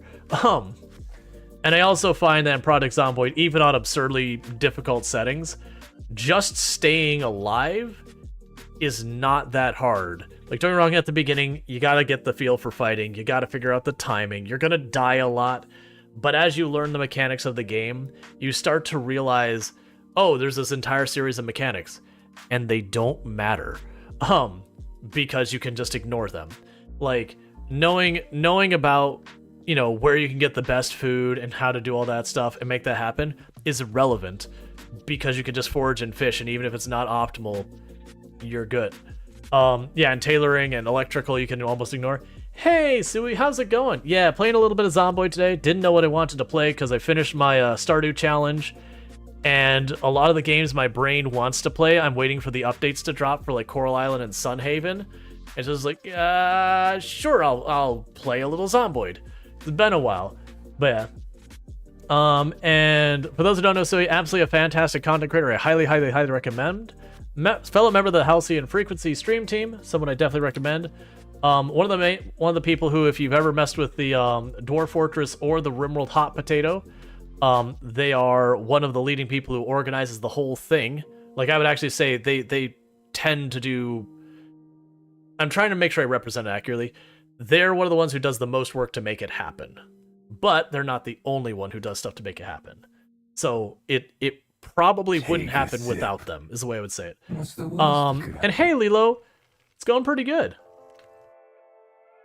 So it would be cool if they eventually add NPCs. They could raid your base and take your stuff. That would be the day I would never play Project Zomboid again. Like, that would literally be my last day playing, is the moment they introduced. I've gone on the stance, I don't like when games have NPCs that, like, this NPC's, what is their motivation? Murder. What else do they do? Steal. What else do they do? Murder. It's a very one-dimensional character that's not interesting, it's not engaging. What I want the NPCs to be in this game is I want them to effectively be just like survivors like you. They don't immediately try and murder you the moment they see you. If you end up at the same point, they both kind of like, all right, what do we do here? And it can be totally fine if they're like, drop your stuff or else. And you get that choice of going, okay, do I drop my stuff and walk away? And, they get what they want, you go away, and you can kind of opt in or out of that situation. Because the moment they give someone with a shotgun that could blast you and they automatically default to hostile, you've changed Project Zomboid from a slow, methodical game that you very strategic and you plan to just arbitrarily you have someone pop out of a bathroom and blast you with a shotgun and then your run's over. That wouldn't be fun, interesting, or compelling to me. Now, I am down for, like, if I go and I piss them off, like, they're say, leave, and I'm like, just ignore them, and there would be effectively a roll of the dice that happened behind the scenes that says, okay, they asked you to leave and you didn't. Maybe they leave and they're like, all right, well, I'm not willing to die for this, but then you're antagonistic towards each other, and so next time it turns to violence. Or, maybe it goes throw down right there. But for those who don't know, Lilo, another fantastic content creator on the platform, plays a lot of like slice of life games, so plays like Coral Island, Stardew Valley, Sunhaven, also plays lots of The Sims, so definitely really excellent, so I really appreciate that. And the end result of the gameplay is you just shoot all the NPCs anyways. Exactly, so I wouldn't want them to be just default to violence. I'm okay with them getting to violence, but it's one of those things that I want it to be kind of you effectively opt in or out of it by the nature of how you behave, especially with how ridiculously big the consequences for mistakes are in this game. So like if we compare this against State of Decay 2, there are NPCs that just immediately try to murder you and are just, for whatever reason, they're cannibals. And honestly, I don't enjoy that. Because to me, my perspective of human beings is not everyone turns into roving bandits the moment things aren't perfect. That's not the way I've seen people act and behave in the world in disasters I have personally been in. I see mostly people to get together. If people are going to be shady, usually it's people trying to, con or scam each other out of money. But when things are like actually down and the cards are out, people generally come together and help. And so I get very tired of games where it's like, oh, everyone just straight up murks each other the moment, like, oh no, it's lukewarm outside. All right, it's time for everyone to murder and cannibalize each other. It's a very tiresome thing. Now that said, if I go and I start stealing their crap, I expect them to fight back. Or if they're like, hey, this is our territory, back off, and you don't, I'm totally fine with them being like, all right, hey man, I told you to back off. And then, because then it's saying, hey, this person is not respecting where I've said, hey, this is the place I want you to stay out of. You got this whole city, leave this one spot alone. Sure, it makes sense. It makes sense that a person be like, hey, you're not respecting what I'm doing to keep myself safe. That makes more sense. And I'm fine with them like going to your base and causing trouble if you do something to cause that interaction. But generally, I want it to be you start a round in Rosewood, you're wandering around, and you see that person in the yellow hoodie, and you're like, okay, what's this person's deal? And maybe you end up in the same place, and they kind of stay on their side, you stay on your side, and maybe there you go, like, hey, like, I was here first, you need to leave. Or maybe you show up, and they just kind of quietly leave. Or maybe you have that awkward tension where you're both just kind of looting the building, keeping distance from each other, or like whatever it is. Like have the game behind the scenes roll a dice to kind of give a character like this is an aggressive character, this is a far more passive character. Like give them kind of scales on that'll help determine their behavior, but you don't know what they are from the outside. So you don't really know what to expect from that person.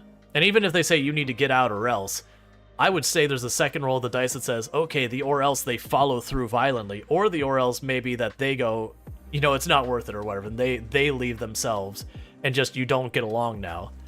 But I want it to be one of those things that you're driving around town, you're doing whatever, and you might see the person with the yellow hoodie just go on. Their interactions with you, there's not a thing. I don't want a quest system, I don't want a reputation system where I've got 98 points with the girl in the yellow hoodie. I don't want all that overarching thing. I don't want to be that you collect bottle caps or paper clips or some type of money and you have this type of trade going on. I want it to be that you are, as independent survivors, it's effectively like another you out in the world trying to live their life. That you might go, I want to go to, tomorrow, my plan tomorrow is to go to grocery store to get food to stock up. And you get there and they've already cleaned it out. And you're like, crap, I was counting on that. And then you need to come up with a new plan. Very last of you also feel like the NPCs could be both negative and positive for Zomboid. On one hand, more gameplay variety and depth, but on the other hand, the feeling of loneliness. I've gone a statement that For me, the NPC update scares me more than any other update to Project Zomboid. That I could genuinely see that being one of those updates that well-intentioned, that people are excited about, that comes out and completely changes the vibe of the game for the worse. I'm hoping it won't go that way. Indie Stone's got a really good reputation, really good track record, but you are messing with, right now you are the lone survivor in this awful world. You're just trying to scrape by. It's a lonely existence. And that's the vibe of the game. You know you're going to die in the end. It's literally, the intro of the game is literally saying you have already died. This is your story. So it is past tense. At the time you see that title scroll, you are dead. But then you add all these NPCs, and then it moves more into rebuilding society and all that kind of stuff. And I think there's places for that game, i.e. State of Decay 2 exists. That's a game you can go play right now.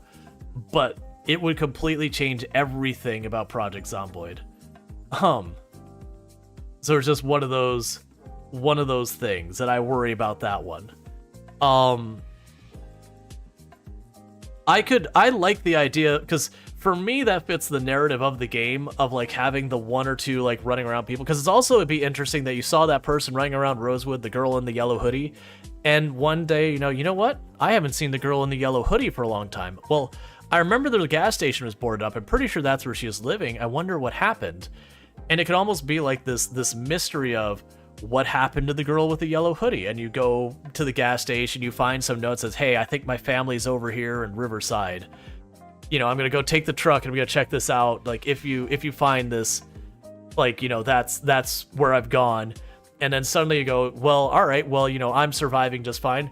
Let me figure out what happened. Did she make it? And then you go over there and you find this, you know, totaled car. Like, you find this trashed car that you remember seeing parked up there previously, and all that kind of stuff.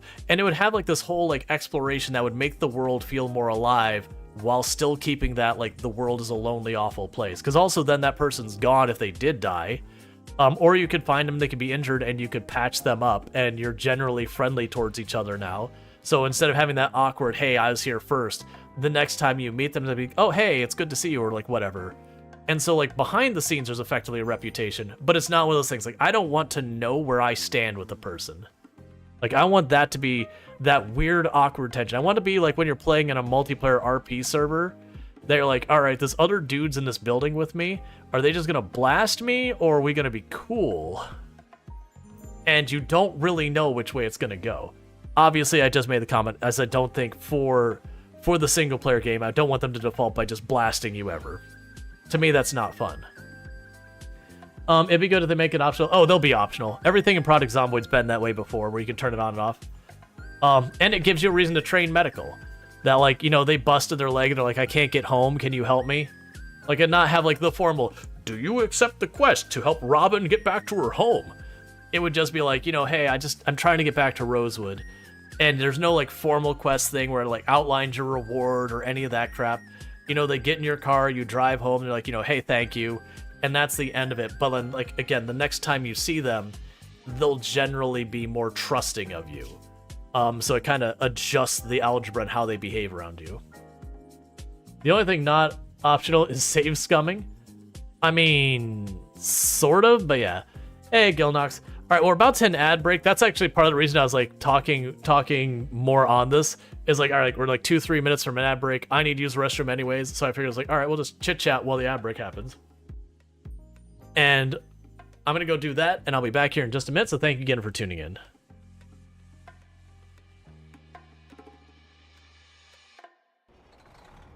Look, I really want to make this work, but you're gonna have to cooperate with me a little bit.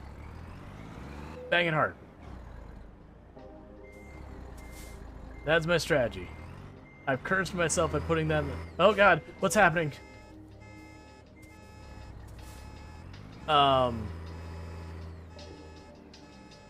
Yeah, that's,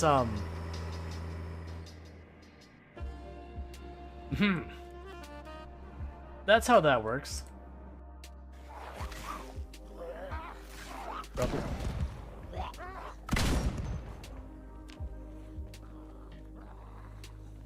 Got it. I got a bandage now.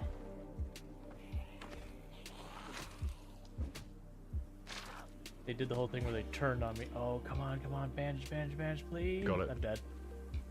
No, son of a... I appear to be having trouble getting back out of the hole I'm making. You'll be fine.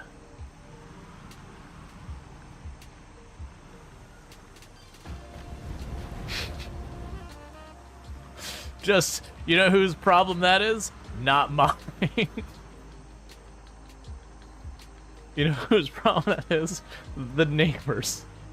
Please tell me I can just dump the dirt, like, anywhere. I may have found my new favorite game. Or whatever. No wonder I couldn't pronounce. It's a made-up name. So it's Ashley or whatever. And in fact, it's actually Ashley. That, for the record, I have not seen this. Like, I've seen the intro screen and that people did it, but I have not. This was actually just a very funny coincidence. You know for a fact it's actually Ashley, but she had to add the extra letters to make herself feel better than everyone. And this is right. So let me quickly check on what I missed in chat while I was quickly using the restroom. Oh my god, why is scrolling so hard sometimes? Building 42 is going to be no different. Maybe the crafting survival. Yeah, no, that's the thing. Build 42 is not adding NPCs of any nature. Build 42 is supposed to add hunting. So instead of right now where to get meat, you trap, you fish, and that's it. They're going to add hunting so you can, like, you know, stalk a deer and catch it kind of thing. You know, figure out where they go. I feel like the hunting a deer and all that kind of stuff, in the end, is going to be kind of a fun gimmick to just mix things up.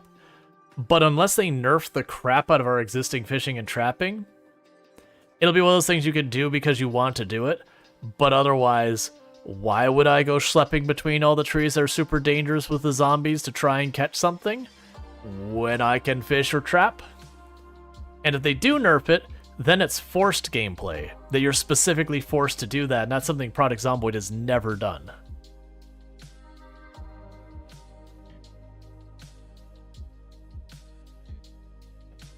Yeah, but they are also adding different things like balancing liquids. They're going to be massively expanding crafting and all that. And I think all of that's good. Like, for the record, I think Build 42 is going to be excellent. I don't think it's going to fundamentally change the flow of the game. I don't think... Like, it's going to add more content to the game, more variety. But I do think you'll still run into the situation that when you get to the mid to the late game, that the formula will kind of be the same as it is right now. And with that, it's still like there's not going to be much of a late game. So if I were to put it, where if we go back to that checklist analogy I said, where, you know, you're going to have your 10, 20, 30 items on your checklist that says, okay, you've done it, and then you go, now what? I think all that's going to happen is it's going to take that checklist, and it's going to make it a little longer. But you still will have the fundamental problem of, as you tick off those boxes, either A, you just take a little bit longer to hit that last box, but when you hit it, you're like, okay, now what? Or they'll start introducing ways that they can kind of take the tick boxes back. And as I've said, my concern of if they do that, that your progression will start feeling less meaningful, because you'll get one thing done, and then you'll kind of lose that progress, and then you'll do it again, and then you'll lose that progress, and it will just get frustrating. Let's see, balancing it so that the incentivized hunter would be good, like crafting with deerskin. Yeah, I could see the crafting side of it, but I mean, unless they nerf the crap out of our existing weapons, or make it so zombies almost don't drop it, then I feel like that would make it, that would go back into that forced gameplay. And what I mean by forced gameplay is where, right now in Project Zomboid, if you don't want to craft, you never have to craft a single time, and you can survive for literal years that way. If you like crafting, you can craft a ton. You can choose what game mechanics you want to engage with and which ones you don't. But if we do force everyone to craft, that's another thing you gotta learn. And if you don't enjoy crafting, then you no longer enjoy Project Zomboid. That's my concern about it. I'm totally down with it giving you materials for crafting. It's just a matter, is it going to be required realistically for your long-term survival? Like, is it a mechanic you're going to need to engage with? All right, so we're just checking the weather. We know the helicopter can't happen because it can only happen about once per week, and then some change. We are going to get snow tomorrow, and we've got a severe storm in 3 days. Let's see, it's their change to add or reduce what they want. Games change for the devs vid. You can't build a game for the min-maxers. Then that becomes forced gameplay also. Well, I'm not talking about the min-maxers. That's... Right, so actually, if we're going to go along with that kind of thought, the min-maxers, the people who know how to survive forever kind of stuff. And so I would argue, if we look right now at the typical Project Zomboid player, the typical Project Zomboid player does not survive over a month. Like, that's probably like 80-90% of all Project Zomboid players who play more than just one time and then quit. They don't ever survive more than 1 month, just ever. So all of that addition to crafting and all that is entirely irrelevant to them because they're long dead before any of it matters. Now, for the other ones, I would still argue, even out of the 10 or so percent who maybe gets over that, getting to like 3 months, it's probably the same thing where it's like only 10% of the people who survive over 3 months ever survive over... Sorry, only 10% of the ones who survive over 1 month survive to like 3 months. And that's kind of where you'll start really seeing the, okay, well, we massively expanded our crafting coming into play, is those people who start surviving 2, 3, 4, 5 months. And so it's kind of one of those things that when we're looking at all these like expansions to the crafting mechanics and all that, that is specifically being targeted towards, mostly towards people who are surviving, not long-term like I'm doing here where it's like a year and 7 months, but long-term as in they're regularly surviving past the power outage. Because we're talking about they're doing stuff like talking about making it so generators wear out and need to be, like, you can only repair them so many times before you need to replace it kind of stuff. That kind of thing. And for that to matter, you need to survive long enough, first of all, to need a generator, which means you're surviving at least a good couple weeks. And even then, you don't technically need the generator, but you get the idea, where you would start caring about the generator. So all this stuff is being targeted towards the long term. And my thought is most of it is around offering variety of gameplay. My apologies for that. Which, again, I think it's a good thing.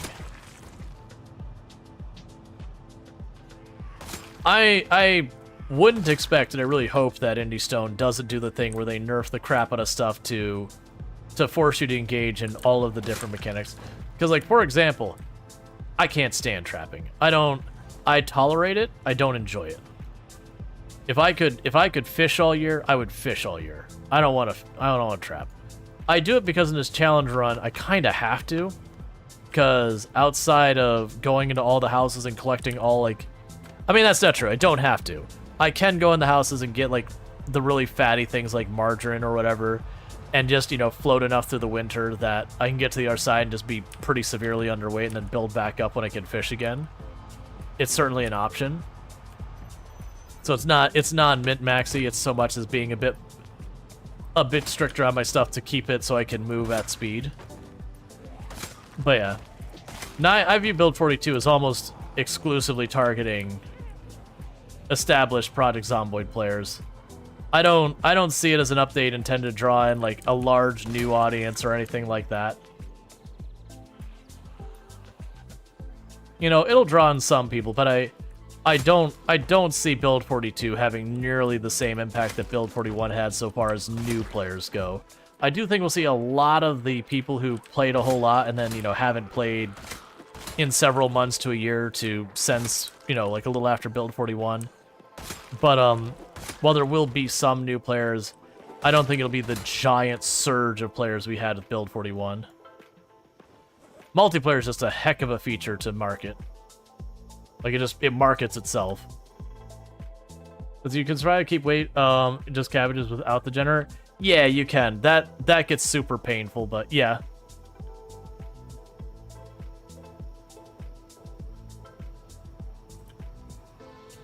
I would also argue that they're planning on adding a huge amount to crafting and all that, which again I think is good. But that is getting to more complicated gameplay, and that is one of those things that, especially for newer players, that's more of a barrier to entry on a game that already has a pretty high barrier to entry. And so that is going to be something that, if it is necessary to survive, is just going to mean even fewer players who survive in the long term, and that's going to be even fewer players that stick around. Like, I don't think complexity bad, but that's the idea, is if it is, this is another option to solve the problem, that's good from a variety perspective. But if it's, you need to engage with this mechanic to reasonably survive, it's going to be detrimental to the ability for, like, new people to get into the game. Especially with the crafting menus what they are now. I understand it is what's being reworked, so hopefully the UI is totally different. Like, the crafting system right now is one of the systems, I would say, that's got so much functionality, but as far as engaging it intuitive and all that, is one of the pain points of the game. But you rarely find the generator magazine in your games, so you alternate between starving yourself until cabbages are ready, and then stuffing yourself for days until cabbages go bad. Oh, I just fish or trap. Like, usually I'll lean on the fishing. And so I'll just fish to get my weight up, and then, you know, just like potatoes, cabbage, whatever, when my weight goes down. Usually potatoes. Like, I used to always do like the whole range of crops, but there's no reason for it. Like, just with the way the game works, your argument is either cabbages because they grow the fastest, so you can get a lot of them really quick. Potatoes because they have the longest shelf life. There's almost no reason to ever grow radishes or strawberries. It's kind of just, do you need the crops now, or do you need just to be able to store them for as long as possible?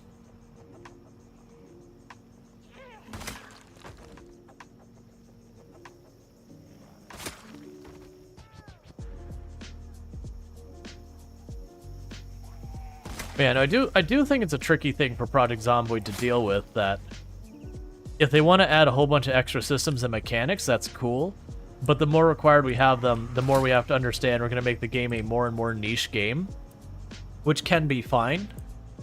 But if the game becomes more and more niche, you'll have fewer creators playing the game because fewer people will be watching the game because it'll be more niche.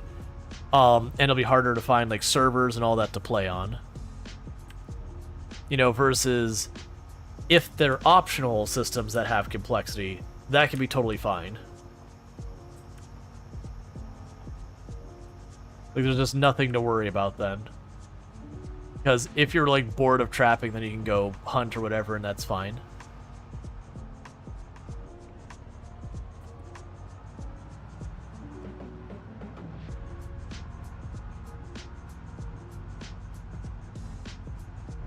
And I know there's also people who have been proposing, it's like, well, to make the game more interesting, we should have, like, an end game objective, like a win condition, you know, find the cure, escape the exclusion zone, whatever.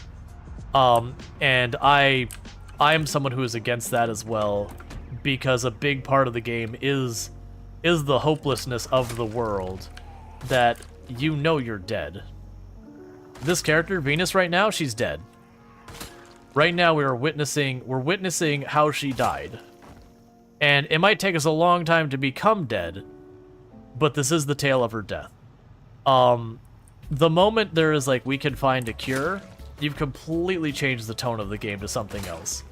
And I would argue we already have plenty of games that give you that hopeful outlook of, oh, we can find the cure to the virus. Oh, we can, you know, we can wipe out the zombies. Oh, like whatever the solution of saving the game, or like getting out of the dangerous place or whatever is. We've got tons of those. I like having a game that it's like, nah, it's a zombie apocalypse. It's an apocalypse. It's the end of days. That's just it. There's no second part. It's just the end of the world. There's no undoing it. There's no make it all better. The world's over.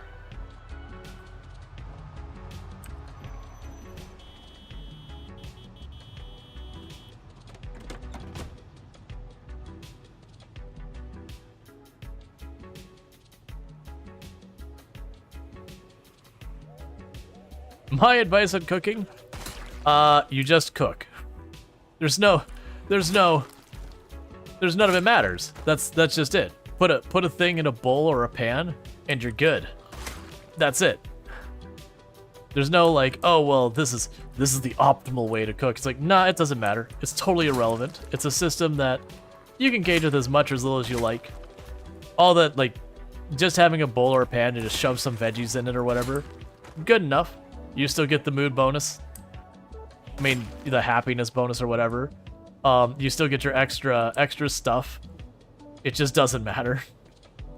That's the problem with so many systems in Project Zomboid, is there's so much complexity underneath the hood that is entirely irrelevant. But I feel like that's also one of the strengths of Project Zomboid, is it does mean you do not need intimate knowledge of how the systems work just to survive. It kind of has that catch-22 of, at first, like, oh my god, there's so much here. And if you actually had to know how to do it all, you would never, like, most players would never reach the point of knowing how to do enough of it to survive. But at the same time, you just, like, literally entire systems, you could just chuck into the garbage. They don't do anything. The infection system, not the zombie infection system, but the regular infection system, totally meaningless. Completely and utterly irrelevant.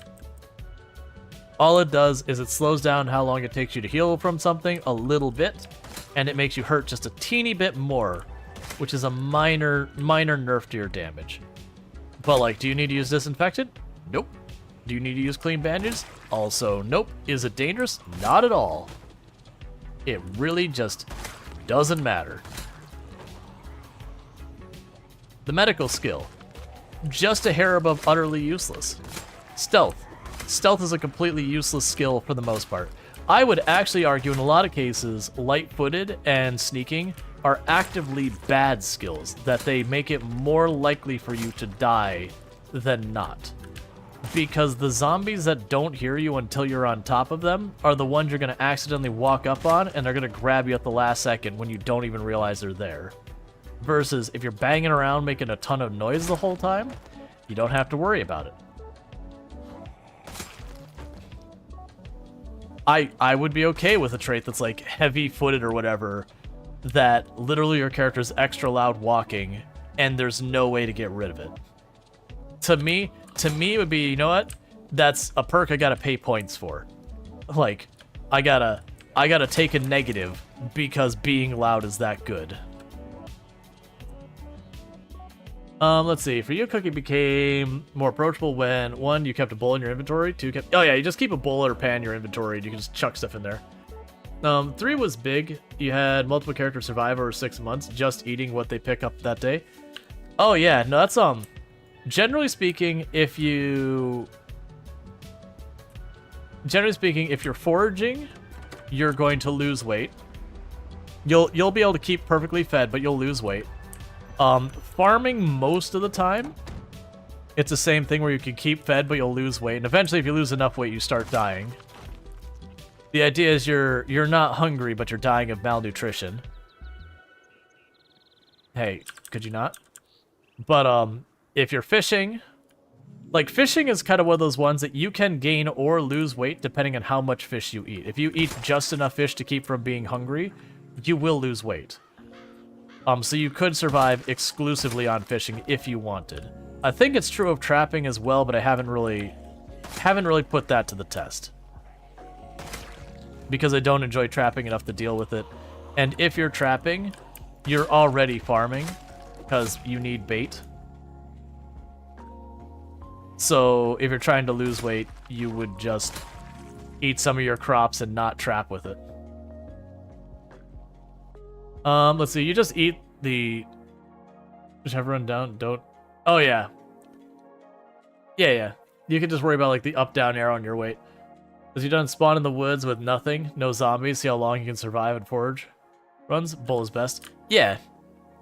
Honestly, even if you massively penalize foraging and just spawn in, like, a forest or whatever, you'll have at the very beginning, it might get dicey where you have, like, 0 foraging and all that. And, like, the low quantity of finding stuff. But, it usually doesn't take very long that once you get a couple points in foraging, that it's time consuming, but you're going to be fine so far as food. Again, when it comes to keeping fed, not weight. When it comes to weight, you gotta make fishing or trapping happen. It doesn't matter how good you are at foraging. You just don't get nearly enough calorie-rich stuff to sustain.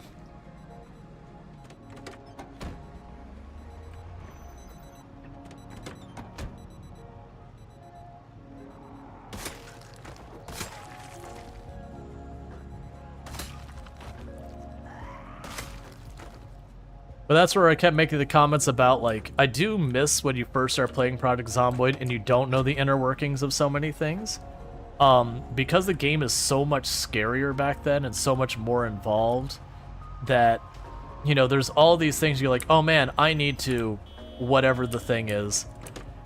And just, as you play it more and more and you learn the mechanics more and more, you just realize you don't, like, literally all you need is something like a saw, some type of pot or pan that you can cook stuff on, and you can survive forever.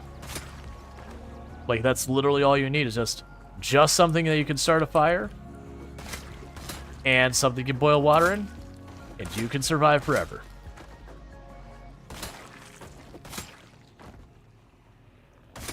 And I realized with adding all the systems and all that, they could change that, but then again, we go back to the, okay, but you gotta juggle between, alright, I'm a new player just trying to learn the ropes. Every system I require to engage in is another thing that I have to figure out before I can get any success. Versus, you know, me who's someone who's got thousands of hours in the game. You know, for the mechanics to matter to me, you kind of have to force me to do them. Otherwise, they're a novelty. They can be a fun novelty and well worth it, but they're a novelty, because I'll just, like, I can just survive however I want. And I can make arbitrary rules that says I must trap, or I must fish, or I must hunt, to, like, arbitrarily make it harder for myself or easy. And that's fine. But that would go in the you don't need to do this category. Guy says, yes, but also a lot of systems are opaque to me as a new player. I just couldn't figure out without a guide. Oh, that's a whole separate issue, yeah. But it's also one of those things in a lot of those systems, it goes back to the not mattering. Like, knowing how hunger works in the game, that there's, like, the malnutrition versus the hunger for dying. You know, one, you gotta survive long enough for it to matter that malnutrition can be a concern. But then there's so much complexity in the inner workings of, like, you have a metabolism that kind of goes up and down, that as you do stuff that burns calories, you need more calories faster, which of course makes logical sense and all that. But in the end, gameplay-wise, all it boils down to is, okay, you want to gain weight? Eat fatty foods.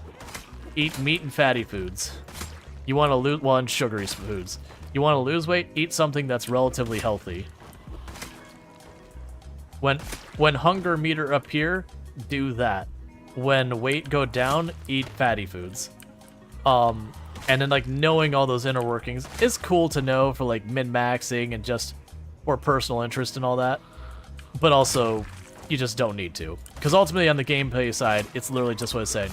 You're going to eat stuff to gain weight, or you're going to eat stuff to lose weight, and what you eat's going to change based on your goal.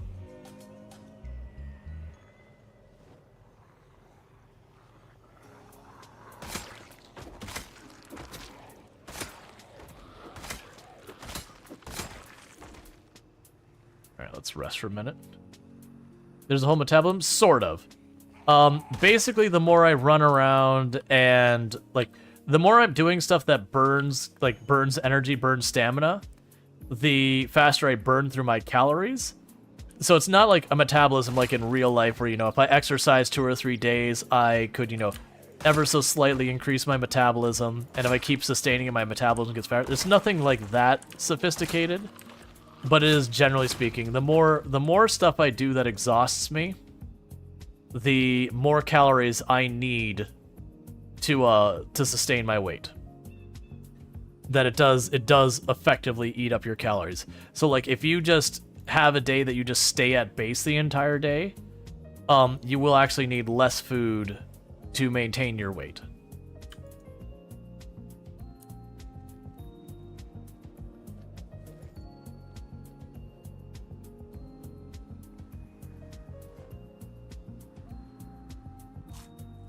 Alright, how are we doing in our weight? We're at 80 kilograms, that's fine. I'm noticing some of my rabbit is starting to go stale. Which is weird, it's still showing like fresh cooked, and then they have the stale stuff and we're not grabbing it. It's fine. I'm gonna go ahead and eat those stale ones until we're maxed out on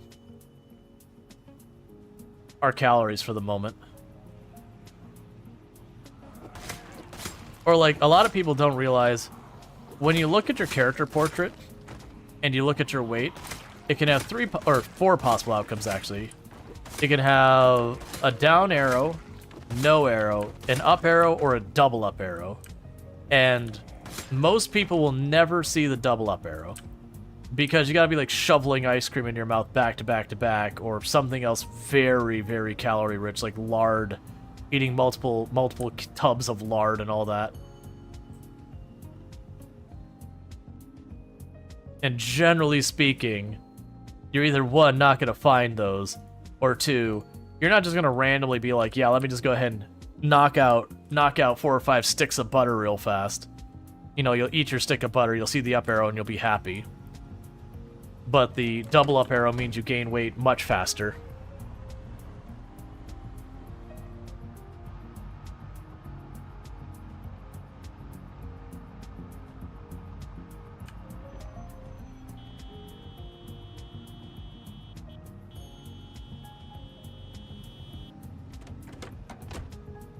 Okay.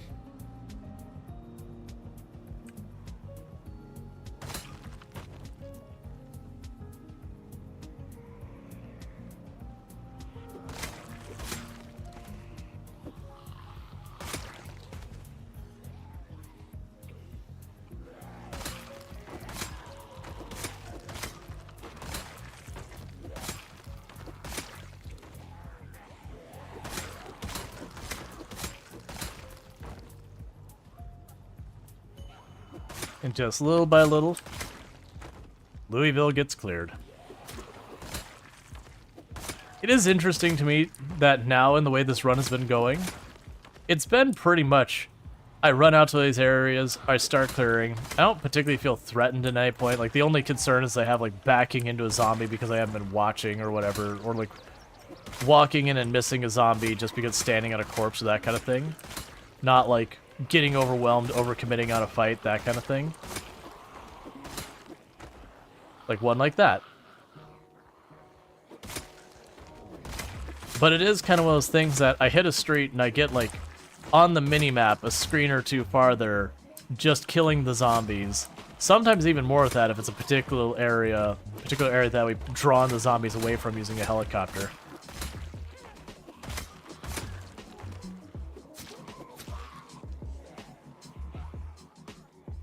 Now I'll be on the corpse where I can't see well.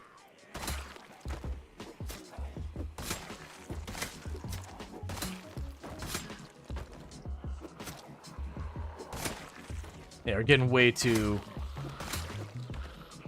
exerted.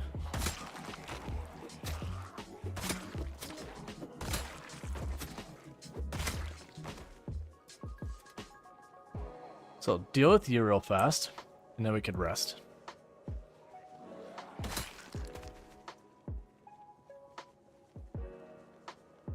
All right. Hey, Kurumi, how's it going?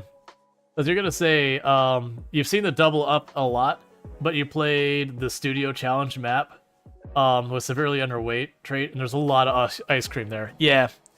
Like, you can... It's one of those things, it's not that it can never happen, but one, will you notice it? Maybe, maybe not, because a lot of people don't pay that close attention to the weight unless it's, like, really out there.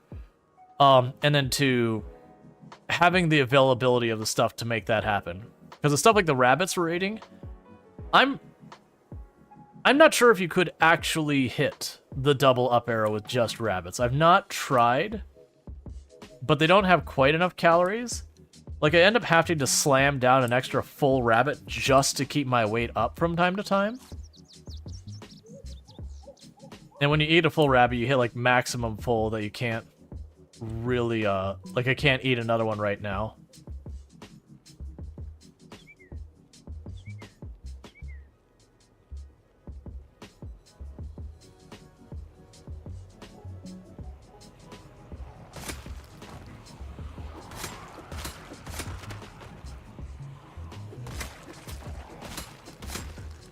Okay.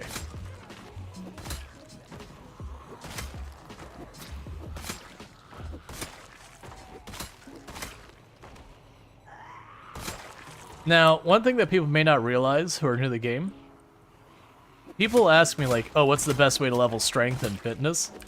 Like, how do I power level that or whatever? My answer is don't. You just don't. The passive skills you level passively. Yes, you can do exercises. I'm of the stance of if you start the game and you spend like the first week of the game and all you do is just stay in the house and just slam out sit-ups or whatever to try and get, you know, your first couple levels, sure, that's fine. But at that point, why would you just not start and just give yourself those first few points if you're effectively not gonna start playing the game until you have those skills? Then there's like, to me there's no reason to just give yourself all of that AFK leveling time. But every single time I hit an enemy with a weapon, I gain 1 point of fitness, and I gain, it varies between like a little bit under 1 point of XP to like 1.5, 2 points of XP. I can't remember the actual range, like 1.8, it's like 0.8 to 1.8 or whatever. There's a whole math behind it depending on how much protein you've eaten and yada yada.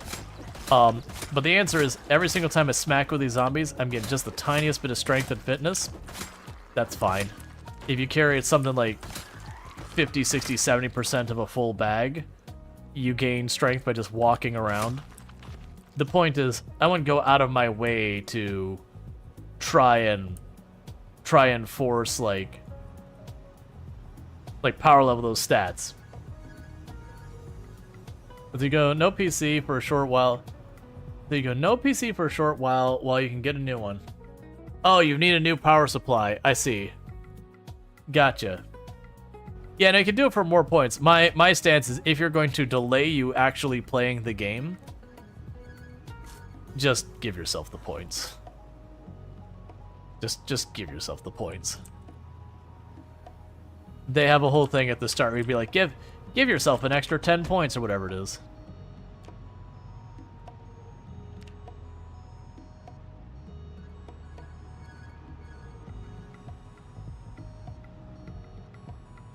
Hey, Darcer. Hope you had yourself a good dinner and all that. Okay.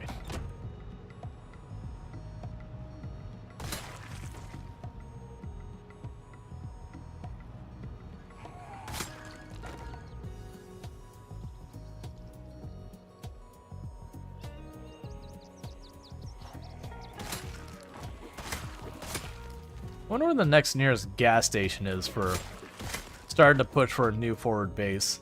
I haven't looked in a long time.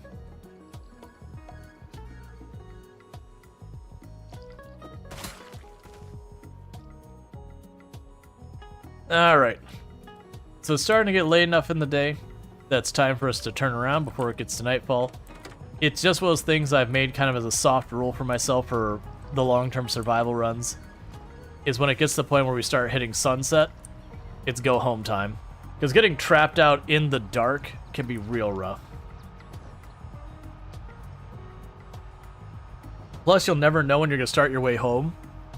And, like, a meta event has happened or a migration has happened. And now what should be a relatively safe, slow trip home turns into this, like, full-on war. And now, you know, things are really bad. But that's so much of where I talked about this is methodical, these really long runs especially. Because you do have to just, like, slowly pick at them to make it happen. If you try and just, like, slam into stuff, take risky plays, you just won't survive long enough to matter. So far we've been good. We've knocked out another 1,000 or so zombies today. Oh man, it's already almost midnight my time. Time flies in this game. Because you can have an in-game day. I can't remember what it was. Like, they end up being around 30 minutes on average or something like that. Because an in-game day by default takes 1 hour. But you end up fast-forwarding through, like, when you sleep, when you're resting, when you're, like, doing, like, exercises, like, whatever your process are, there's lots of stuff that you fast-forward through. So it ends up being a thing that, on average, it'll be somewhere in the area of 30 minutes. Now, granted, sometimes you stay up a whole night, you slam down vitamins and all that, so you get, like, the full length of the day. Other times you are doing a day where you're chopping down trees and building, and you just blast through your energy real fast, so you get like super sleepy really fast, and so you know, by mid-afternoon your character's ready to pass out, so you go to sleep. No, I was gonna run my sirens. It's a little late for it. It's fine. Yeah, it's been nice to pop into some Project Zomboid. That said, I've been very open about that. I don't plan on playing a lot of Project Zomboid until Build 42 drops. I still enjoy the game, but when I was pushing my world record run, I burnt out on it really hard. And so I picked up this run because I kind of felt I needed to keep doing it because it was the main draw to my channel at the time. But as things weigh in the Project Zomboid category, my variety content started outperforming it in viewership. It was kind of those things like, alright, I just want to go ahead and sit that aside. I still pop in the game and still enjoy it, but I know if it's a thing that I like binge for a month, I'll just burn out, and again, I want to be fresh for when Build 42 drops. That way, when Build 42 drops, I can give it, like, properly play a bunch of it and really enjoy it. It's a good game. But after, you know, 3,200 plus hours, all of which was in one update. As Gray says, during World Rec Run, you had other smaller challenge runs and sidelines. It keeps let me explore some mods. Yeah. No, I did a little bit of that. There was definitely times where I was like in the really long run. Like this run, for example, we took a good 3 or 4 breaks where I did other runs in Project Zomboid where we're like, oh, Curse CDDA came out. We did a couple rounds of Curse CDDA as something different. When I say rounds, I mean streams of Curse CDDA. The really CDDA at this point is no longer that big of a challenge. Like, yeah, that first initial start can be a bit messy at times. Like, sometimes RNG just hates you on the beginning. But you learn so many tricks that you recognize the things that are actually a threat. We did a cryogenic winter on some of the hardest settings. I liked that a little bit. The problem I ran into with the max difficulty cryogenic winter is as it gets later, it's literally you live by your fire. You run off, you chop down a tree, and you run back to your fire, and you shove it in the fire. Because it's so cold, no matter how much you bundle up, you have to just be by fires regularly. Or you do the thing where you pack up your fire kit, you go to the next place, you plop it down, you start the fire. And you kind of just bring the fire with you. But it's still just kind of a tedious run. And then months and months and months of that. Or like we did, I think since this one we did a cryogenic winter where we also had the what is the one where it's the poisonous clouds outside that occasionally when fog shows up, you've got this really dangerous poison in the clouds, so you have to like hide indoors and close like windows and everything until you get a gas mask. But it is those things that it's only interesting up until you get a gas mask. And then they also found gameplay-wise, like, oh, I got caught out, you know, with the toxic fog before I had the radio or whatever. You lock yourself in a bathroom, and then you just kind of fast forward because there's nothing else to do. Because you can't go outside and you're not at your home base. So I was like, okay, I like the idea of this, but actually that kind of sucks. Like, that part doesn't make it harder. It means I'm a whole lot of just staring at, like, fast-forwarding screens and all that. Which I found to be a lot of the problems with the environmental challenge with Project Zomboid, is they're fun up until you get whatever it is to kind of tackle them, and then it's like, okay, well now it's a non-mechanic.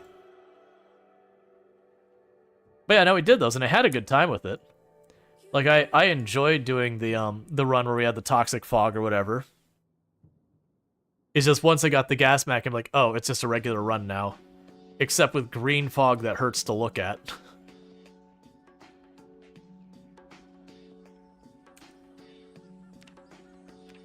Which is part of why we stopped that one. It's the same thing with the 10 years later mod. I had a run, I started with the 10 years later mod, and I was enjoying that a bit, but it was one of those things that people generally found it hard to watch after a while, because you're just looking at green everywhere. And you could tweak it heavily, but I don't like to mod very much. So spending the time to like keep tweaking in a mod and adjusting it to get it right to the sweet spot for streaming is like, nah, I'm just not interested. All right. But do you enjoy the 10 years later mod, but you put on this lowest foraging setting because it was just too much green? Oh yeah, and that was I also remember the 10 years later mod. There was something about I'm like, oh man, this is overpowered. I was getting like really good stuff foraging. I also remember at the time I had played the 10 years later mod, there was an update, and I don't remember to which of them, that made it very unstable, and it basically bricked a run I was in the middle of because it kept crashing my run. And so I got rid of it. It was just in that window of time, the 10 years later mod had a bad bug between it and the version of Project Zomboid that was out. Like, and I had 2 or 3 crashes, and the issue was I was doing a bunch of base work and all that. So we would sit down, like, I'd sit down my bag to go, do the exercises or whatever, and it would save the world state when my bag was down. No, I'm sorry. It would save my character where my bag was down because it's inside exercising, but the world state would be me outside the house, where I had locked the door and everything. And so I wouldn't have my bag to deal with it, and it'd also be locked outside of my own house. And that happened so many times. Like 2 or 3 times I got locked out of my home because just where it crashed world state wise. And after like the second time, I'm like, I'm not chopping down my door and rebuilding this. Like, I'm not doing it. I'm done. Like, and then we just went back to a different save. I think that's actually the save we did right before this one. I think may have been the 10 years later, where like I got trapped outside because I had locked the door with me in it, crashed, and then when I recovered, I was outside, and the door was locked. Alright, so let's sleep. You had to update your solar panel mod that kind of broke. There's a lot of mods, and this is true even a year ago. There were a lot of mods that weren't being maintained or updated. And that happens, as people come and go from games. There's a lot of mods for RimWorld, for example, that people have loved over the years, that the dev or whoever was responsible for the mod is just pieced out. Or like Kenchi's a real bad one with that.